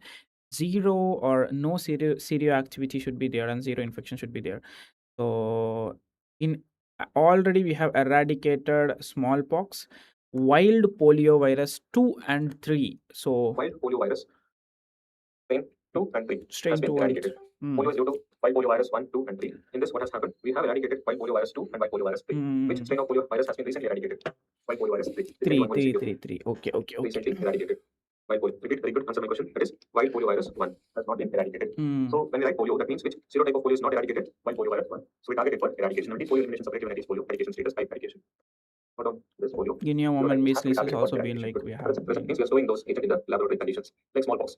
We are storing it in CDC labs, smallpox virus. Why I'm storing smallpox virus? Because in case if the disease recurs in the future, I need that agent to prepare vaccine. For that purpose, I'm keeping and I'm storing that. That phase is called as eradication. not in the nature, but in the laboratories, biocontainment present. But if I say extinction, agent is not in the nature and there is no biocontainment also. At one phase, if you are confident that smallpox will not recur at that level, I will destroy the virus also. I don't want it. That is extinction. Very important. Now, as of now, smallpox I can take it as eradicated. Maybe in the future, if any question comes, by that time you would have become an MD, MS, post, you would have married someone, kids, family, car, bike, and all. Life is totally different once you get a PGC. But as of now, if I want to tackle MCQ, smallpox virus is eradicated, correct, but not extinct, because we are having biocontainment of the virus. When I'm asking the same question, my students will say dinosaur, Jurassic Park, part 1, part 2, which Okay.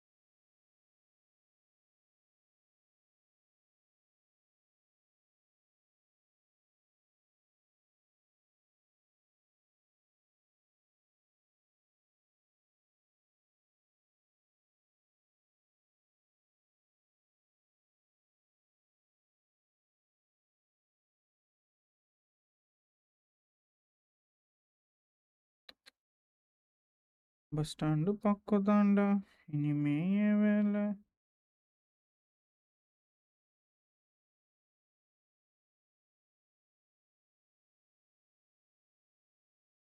பண்ண போற நான் தான் okay so இது முடிஞ்சது Dinosaurs, non-next dinosaurs. We make some time pass in my last session. The next part in this chapter is disease surveillance. Very, very important word, disease surveillance. So when you can come across this word when you're going outside, how many cases? So there is active surveillance, passive surveillance. We have to like go to home and collect the slides and notify the health, and depending mainly on the passing surveillance. Then active surveillance, search for cases house to house. Wait. Patients and okay. So they will be visiting the health center. We have to collect them, and it's passive. So active surveillance, we have to go to their houses, visit them, and we have to like collect the Supposed slides. to do active surveillance. When you're supposed to do active surveillance is done for disease elimination. Disease If I elimination, want to we have to eliminate a do. disease, passive surveillance is not sufficient. Yes, that is what happened. Those are not gone across conferences also that along with passive. Because when students are asking, sir, why not female will do this? Female health worker has to stay in the sub-center. There are couples coming and asking for contraceptives. There are small children coming for vaccine. In that is what is AFP? What as leprosy kit, also the vaccine attempt, remote procedure plans. Every 3 monthly once, polio, sentinel signs. In the leptally such how cases like what and don't, and it's very important. The disease is epidemic like election. Second disease, acute flaccid paralysis surveillance. To rule out polio, separating AFP surveillance will get separately in the program for you. What is AFP couple form? What is AFP? Acute flaccid paralysis. It can be polio also. We have to rule out polio. Polio has been eliminated from India but not eradicated. That is what my point is. Polio is present in Pakistan and Afghanistan. So AFP surveillance has to be done. Surveillance is continuous until the disease is eradicated. That is what I wanted to say. Surveillance will be done, and surveillance is a continuous procedure until the disease is eradicated. Comes up to until the disease is eradicated. Very important. Third point. We are doing leprosy case detection campaign. Leprosy case detection campaign. This part will again come when I discuss leprosy program. Endemic areas, we are going house to house and search for cases of leprosy. The procedure is called as leprosy case detection campaign. With active case finding, not passive. Active case finding. Fourth, tuberculosis. Also, we are doing active case finding in prison, business, slum, and in tribal areas. And tribal Underline areas. the word tribal areas. When you're going to tribal localities, in case also that's what disease we are screening in tribal localities. The answer is tuberculosis. Very well.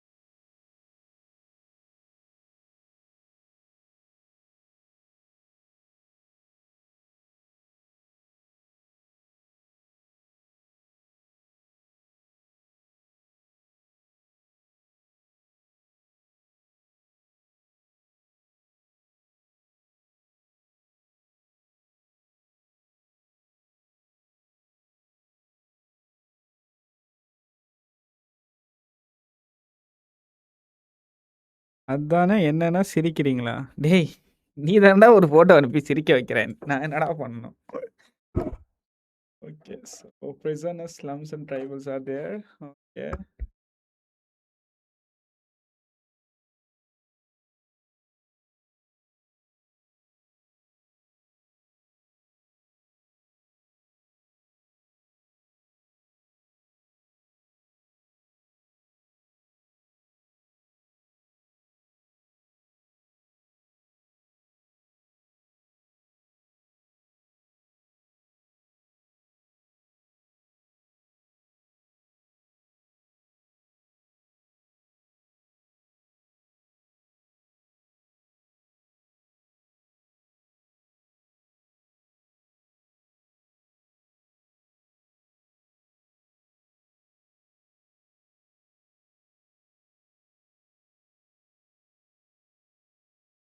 MPLTK, malaria, polio, leprosy, TB and Kala-Azar.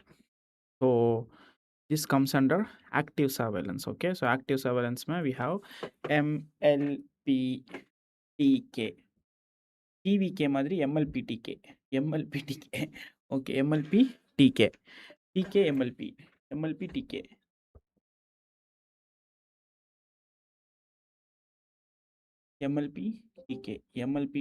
MLPTK na it's for malaria, L for leprosy, P for polio, AFP surveillance for polio, then T for TB in prisoners, slums and tribals, and then K for Kala-Azar. Yeah. Mysore Premier League, with tuberculosis and Kala-Azar. Total 5 things we are doing active case finding. What is sentinel surveillance? Most of the students, when I ask this in Viva, they start thinking, I've never come across this word sentinel surveillance. Only thing what I know is sentinel nodes that I've come across such things in sensory. But the word sentinel in DSM is a big surprise for most of the students. Good. The word sentinel surveillance means data collection from sentinel sites. Data collection from sentinel sites. Sentinel is something where like sentinel specific. What do you mean by sentinel sites? Sentinel sites are selected medical colleges or selected laboratories. You should know what is the referral unit in your locality. Like if I say there is one medical college, most of the patients from the periphery are referred to this medical college. If I can say Jibmai is a sentinel unit, most of the patients from the periphery will come to this node or come to this hospital. This hospital, why they refer? Because it is having very good doctors, very good diagnostic facilities. So cases which are not identified in the periphery can be detected at a sentinel hospital. That is taken as a selected, not only medical college, only selected medical colleges are acting as sentinel units. The data what we get from selected sentinel sites is called as sentinel data. Passive surveillance from all the hospitals. Sentinel surveillance only from selected hospitals or selected medical colleges. So what is the use of collecting sentinel data? What is the use of selecting sentinel data? Sentinel data will help to estimate trend of a disease, to estimate trend of a given disease. Example, HIV. HIV trend is given by sentinel surveillance. Whatever the rate of prevalence what we get from sentinel data, we can extrapolate it back to the general population. If I collect data from ENC, antenatal clinic in the hospital, antenatal women will represent general population. Again, I'll teach this in sentinel surveillance later. Antenatal women will represent general population. Of course, HIV testing cannot be done in general population going house to house because there is stigma associated with this. Whatever we are doing in antenatal clinics women. If the prevalence is around 0.3 or 0.2, we can say this can be the prevalence in the whole population. Whether the prevalence is increasing or decreasing, that is what. Nice. MBBS really tough. Yes, more than you think. They want to predict to estimate trend of a disease from selected medical colleges. We do this data. So HIV trend is given by what type of surveillance? Sentinel surveillance. Good. Second important use is to identify missed out cases. The cases which are not detected in the periphery. The patient comes to the referral hospital. The cases will be detected. That is what I wanted to say. To identify missed out cases. The cases are not detected in the periphery. They are identified in the sentinel hospital. This will help in notifying them. That type of notification is also known as supplementary notification. Supplementary notification of cases means they're adding onto the pool. For example, there was a case of HIV which was not detected in the periphery, but now the patient will come and detected in the sentinel hospital. He will be notified. One more patient in HIV was not detected in the periphery, he will be notified. This type of notification is adding on to the thing what we already have. That is why we're using this word supplementing. S for sentinel surveillance, S for supplementation. Remember like this. Most of the times alphabet will link. You have to make use of alphabets also. Linking mnemonics can help in a big way. At the same time, linking the alphabets is also very important. Clear? Recalling techniques are very important, not just reading and dividing. Sentinel So for what is it? supplementary. Recalling. Okay, so sentinel for supplementary. So sentinel surveillance la we have supplementary notifications. Okay. Notification is done by which type of surveillance and supplement sentinel. Good. Now, what is the difference between surveillance and You're asking monitoring? this question, and even the examiner is asking, what is the difference between monitoring and surveillance? One side right, monitoring, other side right, Monitoring is surveillance. just Exact definition of monitoring is predicting the change. It is routine measurement. Routine measurement to detect changes. Routine measurement to detect changes. That is monitoring. Like you're predicting what is happening. You're not taking any action and no feedback. This is the definition. Action is not taken. Feedback is not given. action is taken. Just you're telling this is increasing, this is decreasing. Monitoring the change. Routine Okay. measurement. I'm not using the word scrutiny. Routine measurement to detect changes. No action, no feedback. So this is what is missing in monitoring. But surveillance, the word is very important. Scrutiny. Continuous scrutiny. Yes, for The word continuous continuous scrutiny is scrutiny. important. What do you mean by the word continuous? Already I told. Surveillance will be continuous until the disease is eradicated. Correct. Like polio. Now also we are doing surveillance until disease is eradicated Okay, okay, until the okay, disease is okay, eradicated. okay. It is continuous.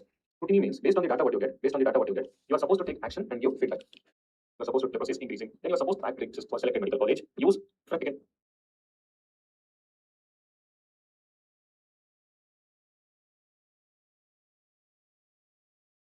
Okay. Discussion is, what is the difference between Isolation, quarantine, quarantine, and reverse quarantine? reverse Most of the quarantine. times you come across this word, isolation, quarantine, and Isolation, quarantine, and reverse quarantine. We have to see now. Okay.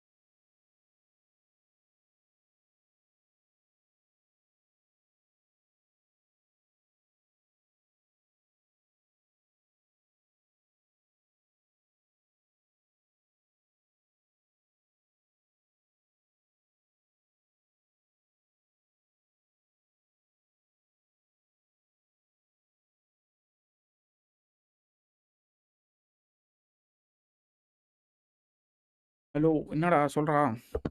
reverse quarantine. So what is the basic difference between three things? So when you have a patient not in direct contact, most of the times you come across these words: isolation, quarantine, and one more important new update, especially for COVID pandemics, what is reverse quarantine. So when I ask what is isolation, what is quarantine, first we'll discuss these two things. Then I'll cover what is the new thing, what is that called as, what is reverse quarantine. So first and foremost, very simple question what I'm asking is, we have exposed individual one side, exposed individual one.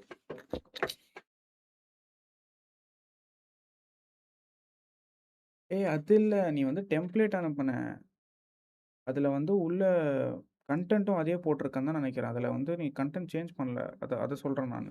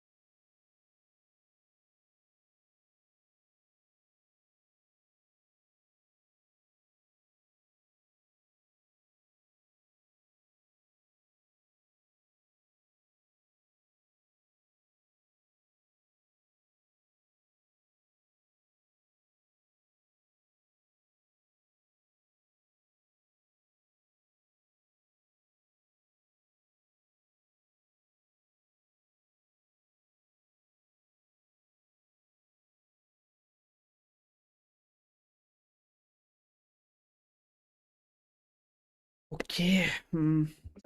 After a gap, you become a case. Starts Yes. developing illness. This is That the gap is called as incubation period. incubation period. So Hmm. after a gap of maximum incubation period, patient will develop symptoms.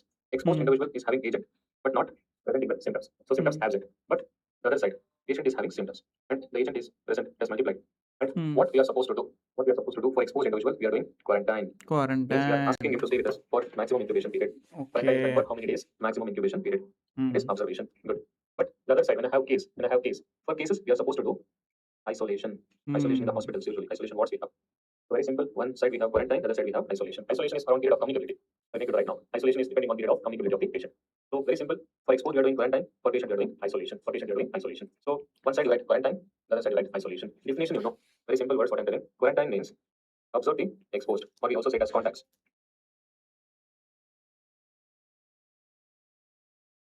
எங்க படிச்சேன் actually நானு? முன்னாடி தான் வந்துச்சுன்னு நெனைக்கிறேன். இன்சிடென்ட்ஸ்னா என்ன? இன்சிடென்ட்ஸ்ல தான் attack rate அதெல்லாம் வந்துச்சுல்ல. Incidence prevalence, Prodamol, Bayes theorem, likelihood ratio.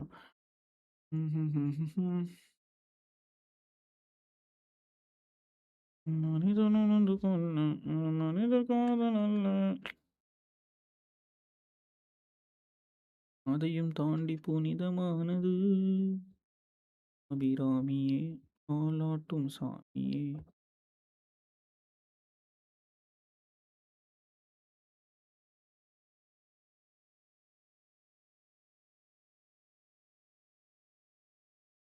என்ன டாபிக் பா இது?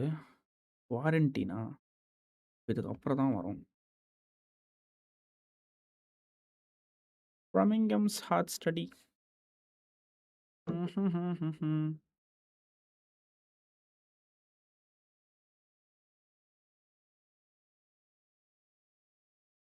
Blinding co-foundation, standardizations of death rate, matching, association and causation, uses of epidemiology, international death certificate, disease eradication, source and reservoir. I've studied all this. Yeah. Disease transmission, direct contact, zoonosis, incubation period. Yeah, here it is, isolation and quarantine. Emporiatrics. What is isolation? So isolation, separation of the infected persons from others for a period of communicability. So isolation is done for the people who are affected in the disease, like isolation I for infected persons. So I for infected persons. So infected persons from other for the period of communicability to prevent the transmission of the infectious agents from infected to susceptible. So hospital isolation is better than home isolation. Today, isolation is recommendable only when the risk of infection is exceptionally serious. So types of isolation, we have standard isolation, strict isolation, protective isolation, high security isolation. So isolation is needed in diphtheria, TB, herb zoster, cholera, then staphylococcal pharyngitis, polio, leprosy, pneumonic plague. So periods of isolation. Measles from the onset of the catarrhal stage through third day of the rash. Cholera and diphtheria third day after tetracycline started until culture is negative. Influenza 3 days after the onset, and polio 2 weeks. 2 weeks adult and 6 week for children. TB.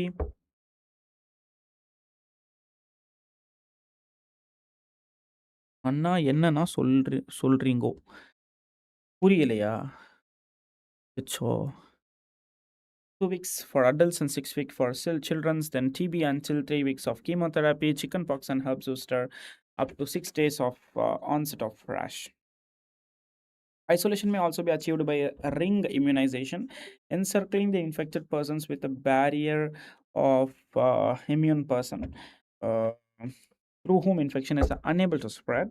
So method was applicable to eradicate smallpox, applied for control and eradication of measles in North America. So isolation has failed to control diseases such as TB, leprosy, and STD. In this disease, in place of physical isolation, chemical isolation, there is rapid treatment of cases in their own homes and rendering them non-infectious as quickly as possible is a correct decision. to be made.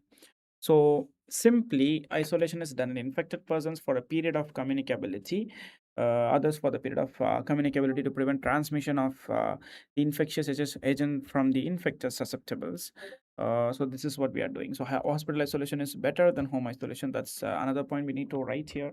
Today, isolation is recommendable only when the risk of infection is exceptionally serious. So types of isolation we have to write. Standard isolation is there, strict isolation is there, protective isolation is there, and high security isolation is there. So isolation is needed in diphtheria, TB, herb zoster, cholera, staphylococcal pharyngitis, polio, leprosy, and pneumonic plague. So these are the diseases which needs isolation. Then period of isolation for measles for like third day of rash.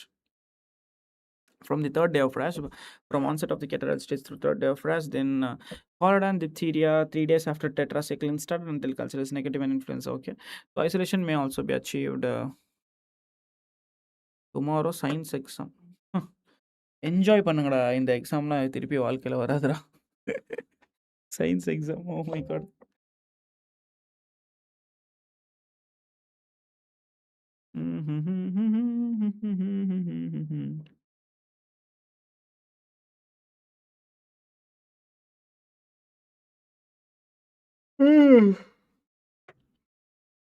Okay, so isolation may also be achieved by ring immunization, encircling the infected person with a barrier of immune persons through whom the infection is unable to spread.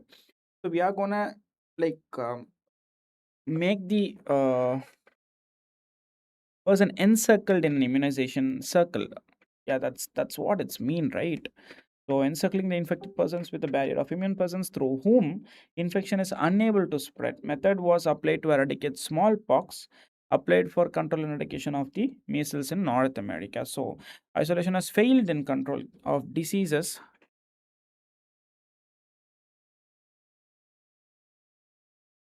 Enjoy பண்ணி தான் இது எனக்கு படிக்கிறீங்களா இல்லை சத்தியமாக இல்லை Okay, TB, leprosy, STD. In these diseases, in place of physical isolation, chemical isolation, that is rapid treatment of cases in their own homes and rendering them non-infectious as quickly as possible is recommended. Then what is quarantine?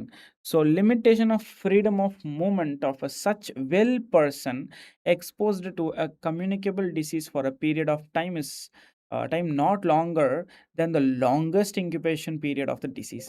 So if someone is being exposed to a disease, we have to just like limit their freedom. So that's the actual thing in quarantine. So applied to ships, aircrafts, trains, and road vehicle, etc. So limitation of the freedom of movement of a well person, such well person exposed to communicable diseases of a particular period of time, not longer than the longest incubation period. So it should not be longer, like it should not be longer than the longest incubation period of the disease. So comprises of absolute quarantine, then modified quarantine, and segregation. There are 3 types in this. So absolute quarantine is defined above. It is an absolute quarantine. Modified quarantine, selective partial limitation of freedom of movement. Example, exclusion of the children from the school. Okay. Segregation of group of susceptible person from others too.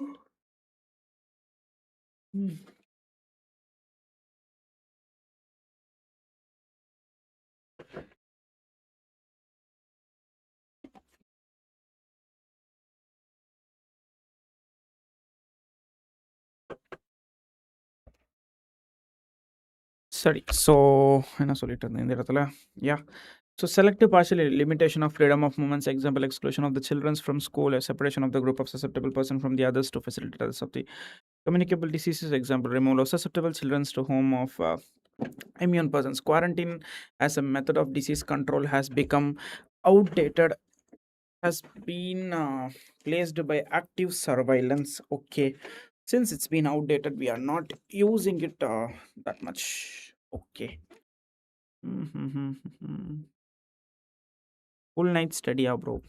ஆமா full night study தான் இன்னைக்கு போடு தைக்கிட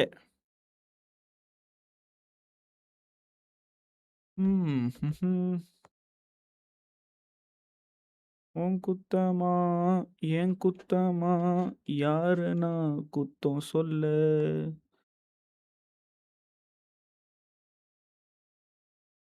வாழ்க்கை தான் bro. Enjoy பண்ணுங்களா? இல்லை புரியல எனக்கு. என்ஜாய் பண்ணி பச்சு நறுக்கிறேன் நான்.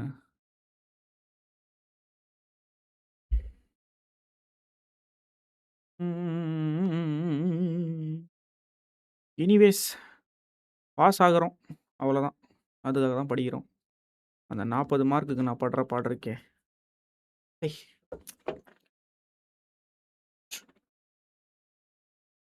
Emporiatrics. Term coined to describe the science of health travelers. International travelers may subject to resistance to disease due to crowding, disruption of eating habits, then change in the climate, etc. Secondly, in developing countries, they are exposed to diseases which are not covered by international health regulations. Example, malaria, dengue and STDs, AIDS, typhoid, and hepatitis, etc. Their risk can be minimized by immunization and chemoprophylaxis. Some recommendation for travelers: avoid bath and polluted waters, then prevention of insect bites, mosquito repellents, and bed nets. Then prevention of diarrheal diseases: use boiled water, unboiled water, mineral water, and boiled mineral water, and oral rehydration fluids to for prevention of malaria. Prophylaxis being the begin at the day of the arrival of the malaria area, continued for 4 weeks after leaving the area. Then prevention of hepatitis A, immunoglobulin 0.05 mg per kg every 4 months have to be given. Hepatitis E, avoidance of contaminated food and water. For prevention of hepatitis B, 3 doses of vaccine. First two doses are given 1 month apart, and the third dose about 6 months later. Then for prevention of STD and HIV, we have to like avoidance of sex or limit it to the single uninfected partner. Use of condoms should be encouraged here. Then for prevention of yellow fever, vaccination certificate for yellow fever is required for international travel, especially in endemic zones. For prevention of tetanus, booster dose of TT if 10 years or more have elapsed since last injection. Okay, done. So medical kit for travelers should have a disinfectant, sunscreen, muscular repellent, ORS, first aid articles, and a card noting blood group, drug sensitivity, and any chronic disease suffering from. So emporiatrics is for the people who are like health for emporiatrics is simply mean by health for travelers who are traveling internationally. So they'll be like subjected to resistance to diseases. Subject resistant diseases due to crowding, disruption of eating habits, and change in climate, etc. Secondly, in developing countries, they are exposed to disease which are not covered by international health regulation. Example: malaria, dengue, STD, AIDS, typhoid, and hepatitis. Okay. Ah.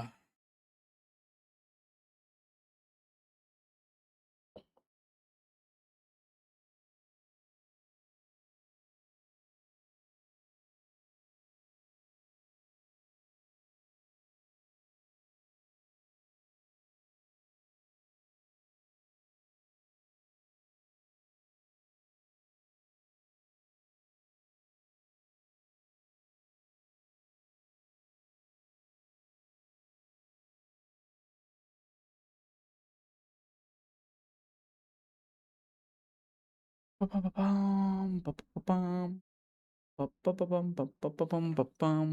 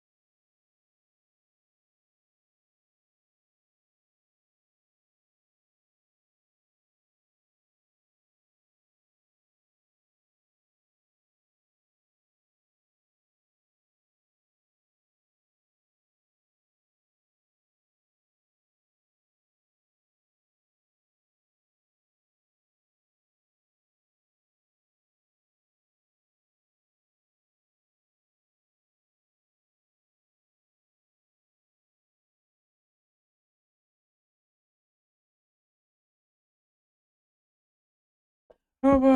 ஐயய்யோ! இன்னைக்கு நெறைய படிச்சிட்டேன்ப்பா நான் கொஞ்ச நேரத்துல. போட்டு தாக்கின்னு இருக்கிறேன்.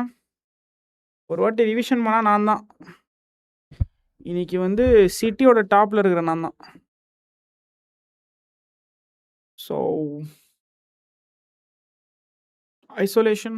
Isolation definition we have to write. Then types of isolation, standard isolation, strict isolation, protective isolation, high security isolation. So standard isolation, strict isolation, protective isolation, high security isolation. So there are 4 types of isolation. So we have to write that very specifically. Then we have to write about like periods of isolation, then isolation, and we have to write about immunization, ring immunization. We have to write about it. Then isolation failure, like in any disease, if there is a failure of isolation, we have to write about it. Then we have to write about quarantine. Quarantine definition: limitation of the freedom of a movement of such well person exposed to communicable disease for a particular period of time, not longer than the longest incubation period of the disease. So this is the definition for quarantine. So it is applied to ships, aircrafts, trains, and filter potrikana. Shit, no, not using any filter. Then it has absolute quarantine, modified quarantine, and segregation. There are 4 types of quarantine. It's absolute quarantine, modified quarantine, and segregation. But they asked a question on quarantine example தானே கேட்டிருந்தாங்க. But they haven't written anything about that here. இதை வச்சு எழுதலாம் 4 page கூட.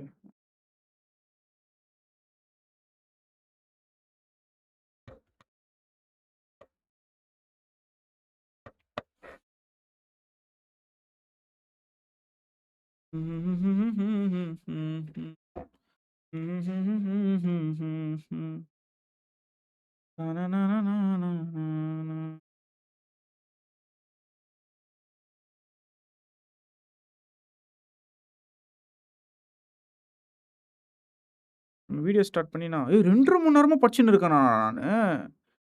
இந்த டைமரை நான் ஒழுங்காவே ஆன் பண்ணல. நடுவுல ஆஃப் பண்ணிட்டு நான் பாட்டுக்கு படிச்சுன்னு இருந்தேன் பைத்தியக்காரன் மாதிரி.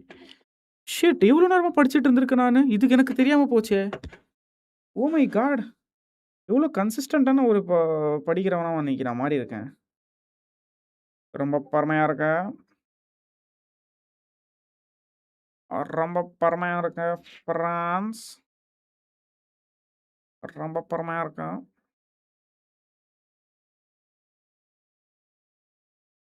சரி, so we'll go to our next topic.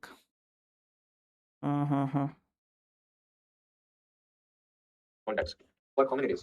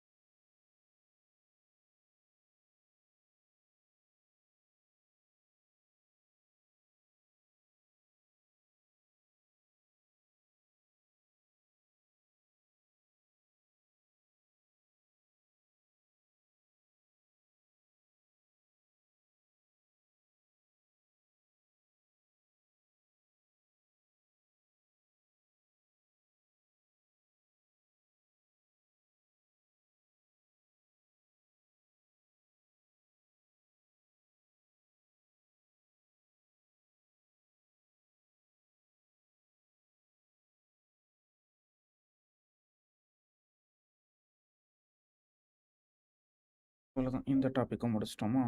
சூப்பர்ப்பா. தட்டு பட்டுன்னு போட்டு தாங்கிட்டு இருக்கோமா இன்னைக்கு நம்ம? அதான் பெரிய ஆள் இன்னைக்கு. 4 பேரு எங்களுக்கு பயம் கிடையாது. ஓகே, இது முடிஞ்சது. And what is reverse quarantine? Isolation is for the case. Quarantine is for the It's contacts. for the contacts Reverse quarantine is and for comorbid conditions. comorbid conditions. Reverse quarantine is for Okay. comorbid conditions. So you can remember the alphabet C. C for case, isolation. C for contact, quarantine. C for comorbid conditions. We are doing reverse. What is quarantine and what is reverse quarantine?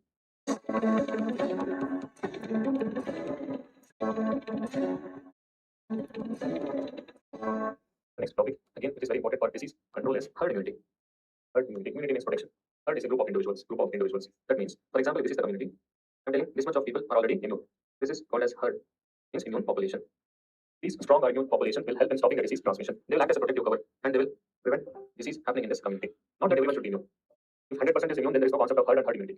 At least around 80% if they are immune, these immune individuals will help in protecting the other and they will act as a protective shield for them and they will help in 20%. preventing the disease transmission. That is what herd immunity means.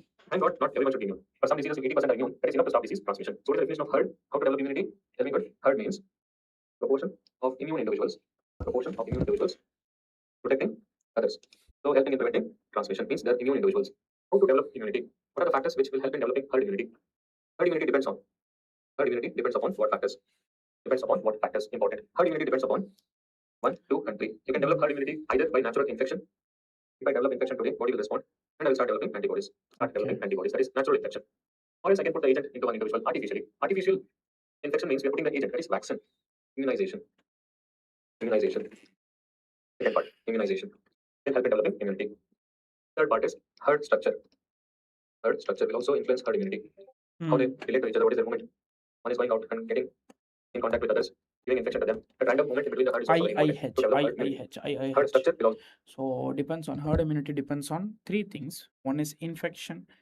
I square H. We can remember it as I square H. It's infection, immunization, and herd structure. So infection, so help in developing immunization. herd immunity. If you're going from place to place in between, in case if you are getting infection, the one more you can develop immunity. That is also one more way of developing infection or herd immunity. So herd immunity depends on all of the following factors except. That is one more MCQ. Herd immunity depends on all of the following factors except. So herd immunity is very, very important and it is measured by serological survey. You're going to community taking the blood samples and checking the antibody status. That is called as serological survey or serological epidemiology. That's what is the use of serological epidemiology. I want to check how many are immune in the population. We're using this word serological epidemiology. Herd immunity is measured by serological survey. What diseases in which herd immunity plays a major role in preventing the transmission? Very important. One side you write herd immunity is useful for what diseases? Herd immunity is useful for what diseases? The other side you should write not useful for. Herd immunity is useful for diphtheria, polio, measles, and COVID. Herd immunity is useful for diphtheria, polio, measles, and COVID. For these diseases, we need herd immunity to help in limiting the transmission of disease. Herd immunity is not useful for, if I'm telling, very, very important, herd immunity is not useful for tetanus because there is no point of transmission. There is more of one protecting the others. Not useful for tetanus. All except person can come useful for all the following reasons. Not directly the last herd immunity is not useful for tetanus. And one more important point you should know. What is herd immunity threshold? We use this word HIT. What is herd immunity threshold? Threshold means there is one minimum value. There is one minimum number. Threshold, the definition is minimum proportion of immune individuals. Minimum proportion of immune individuals we need to stop transmission of a disease. Minimum number of immune So herd individuals we need immunity threshold is the minimum percentage of immune individuals to stop the transmission of a to stop transmission of a specific disease. disease. So the number is minimum threshold. That is a very important keyword. The second word is to stop transmission. Highlight the keywords. That means there is one minimum number that depends on the disease also. Depends on disease communicability. Depends on rate of spread of disease. If the disease is rapidly spreading from 1 to 1, we need more number of immune individuals to stop transmission. Disease is rapidly spreading, that is what I want to say. We need more number of immune individuals to stop transmission. The minimum number, that protective shield is very, very, very important. That is based on the spread of disease. Spread of disease is given by what number? You know this, I've discussed this. That is based on basic reproduction number of a disease. Basic I've discussed basic reproduction number in a separate video. Basic reproduction number. So what is basic reproduction number means? On an average, one individual or one case can produce how many cases in the community? On an average, one case can produce how many cases in the community? Like one case is producing 2 cases. That means basic reproduction number is 2. If one case is producing 4 cases, then basic reproduction number is 4 for that disease. That is how the disease is spreading. There is a formula. If the basic reproduction number is very high, we need more number of immune individuals. Very important. The formula is called as HIT is equal to basic reproduction number minus 1 divided by basic reproduction This is number. formula. Very, very, very important. Very, very important. If I can substitute the value, if basic reproduction number of a disease is 2, example I'm telling, if it is 2, substitute the value 2 minus 1 by 2, that is 50% are enough. If I have 50% of the immune population, that is enough to stop transmission. If basic reproduction number is 2, HIT we need is 50%. If basic reproduction number is 10, then we need 90%. If I tell it will not depend on basic reproduction number, false. It is 2, then we need 50. If it is 10, it is 90. Means if the rate of spread is small, we need more number of immune individuals. We need more number of immune individuals. That is what the concept of it has been asked in the exam. Sorry. Herd immunity threshold for diseases, if they ask, you need to bucket the values for diphtheria, for polio, for measles, 85 to 90%. COVID in India around 50 to 60%. Because the basic reproduction number is around 2 to 2.5. I have 50 to 60% of human population that can help in limiting the transmission. Good. So these numbers are actual things okay what we need to okay bucket. Okay இந்த question கேட்டா போட்டு தாக்குறேன் அவ்வளோதான் உக்கா மக்கா ஏப்பா எல்லாத்தையுமே revision பண்ணுமா திருப்பி நான் அப்பா.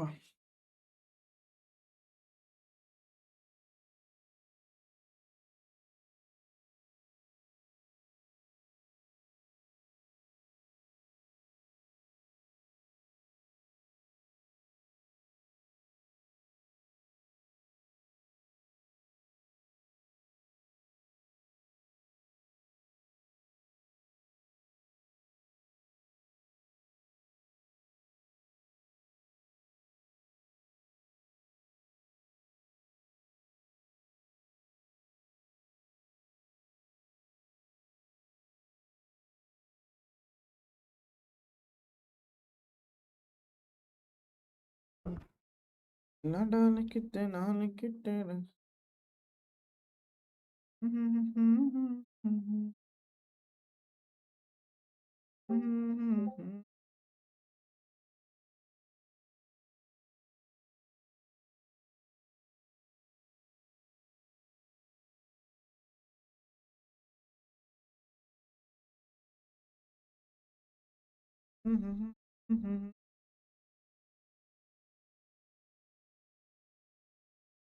तेरे जिम्मेवारी जो तेरे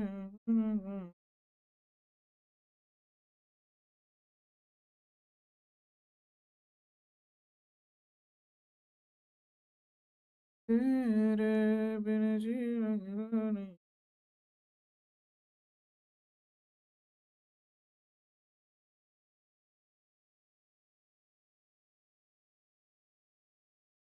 என்ன கிளாடா இல்ல என்னது இது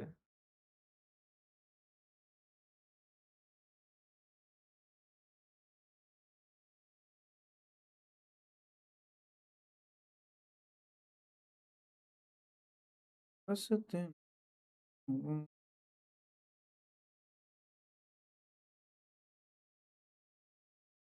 கொடுத்தேரோ அட பாவி இதுக்கு நீ தனியா ஒரு இதுவே பில்ட் பண்ணி வச்சிருக்கியா எப்படி உள்ள இன்புட் ஜஸ்ட் நம்பர் கவுண்ட்லாம் கொடுத்தா அதுவே போட்டு கொடுத்துருமா எல்லாமே பாக்ஸ் எல்லாம்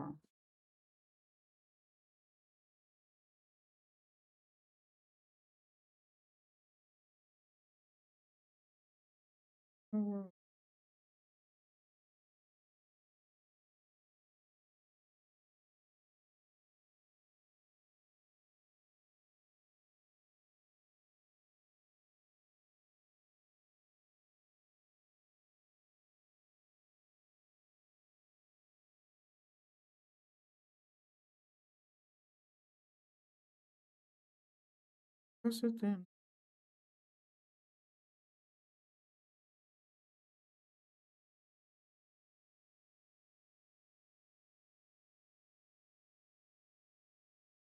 இது எப்படிடா பில் பண்ண சூப்பரா இருக்குடா இது இப்போ இது வந்து லைக் எப்படி சொல்றது டைரக்டா பேங்க் கூட கனெக்ட் பண்ணி ஏதாச்சும் பண்ற மாதிரி ஏதாச்சும் பண்ண முடியுமா இந்த மாதிரி வெப்சைட் நம்மளே பில் பண்ண முடியுமா அது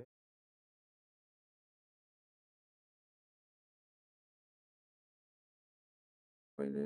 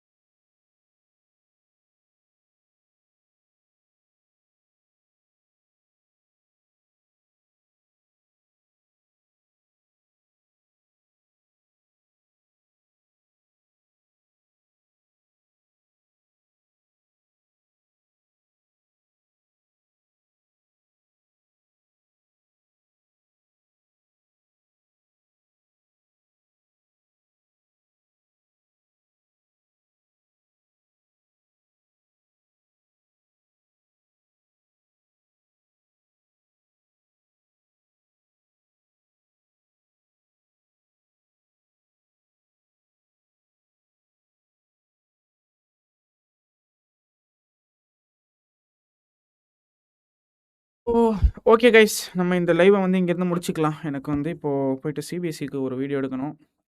அப்புறம் அந்த பேரோல் வேலை ஒன்று இருக்குது. அப்புறமா மேரா மானிட்டர் வேலை, இன்னும் ஒரு 2-3 ஒர்க் இருக்குது. நான் போய் அதை முடிக்கணும். இப்போதைக்கு இது வரையும் படிச்சிருக்கிறது போதும். மிச்சம் இருக்கிறது கொஞ்ச நேரம் கழிச்சு படிக்கலாம். சரி நண்பர்களே, பாய் பாய். நம்ம இன்னைக்கு வந்து எவ்வளோ நேரம் படிச்சிருக்கோம்? கிட்டத்தட்ட ஒரு 3 ஹவர் கிட்ட வீடியோலேயே படிச்சிட்டோம். சூப்பர். நிறைய படிச்சிருக்கேன் நான் இன்னைக்கு. ரொம்ப பெருமையாக இருக்கு எனக்கு. ஓகே, ஸோ தேங்க்யூ எல்லாருமே நல்லா உட்காந்து படிங்க வீட்டில். So bye. நான் போயிட்டு ஃபாரன்சிக் மெடிசனும் கண்டினியூ பண்ணலான்னு இருக்கேன். ஸோ நன்றி, வணக்கம்.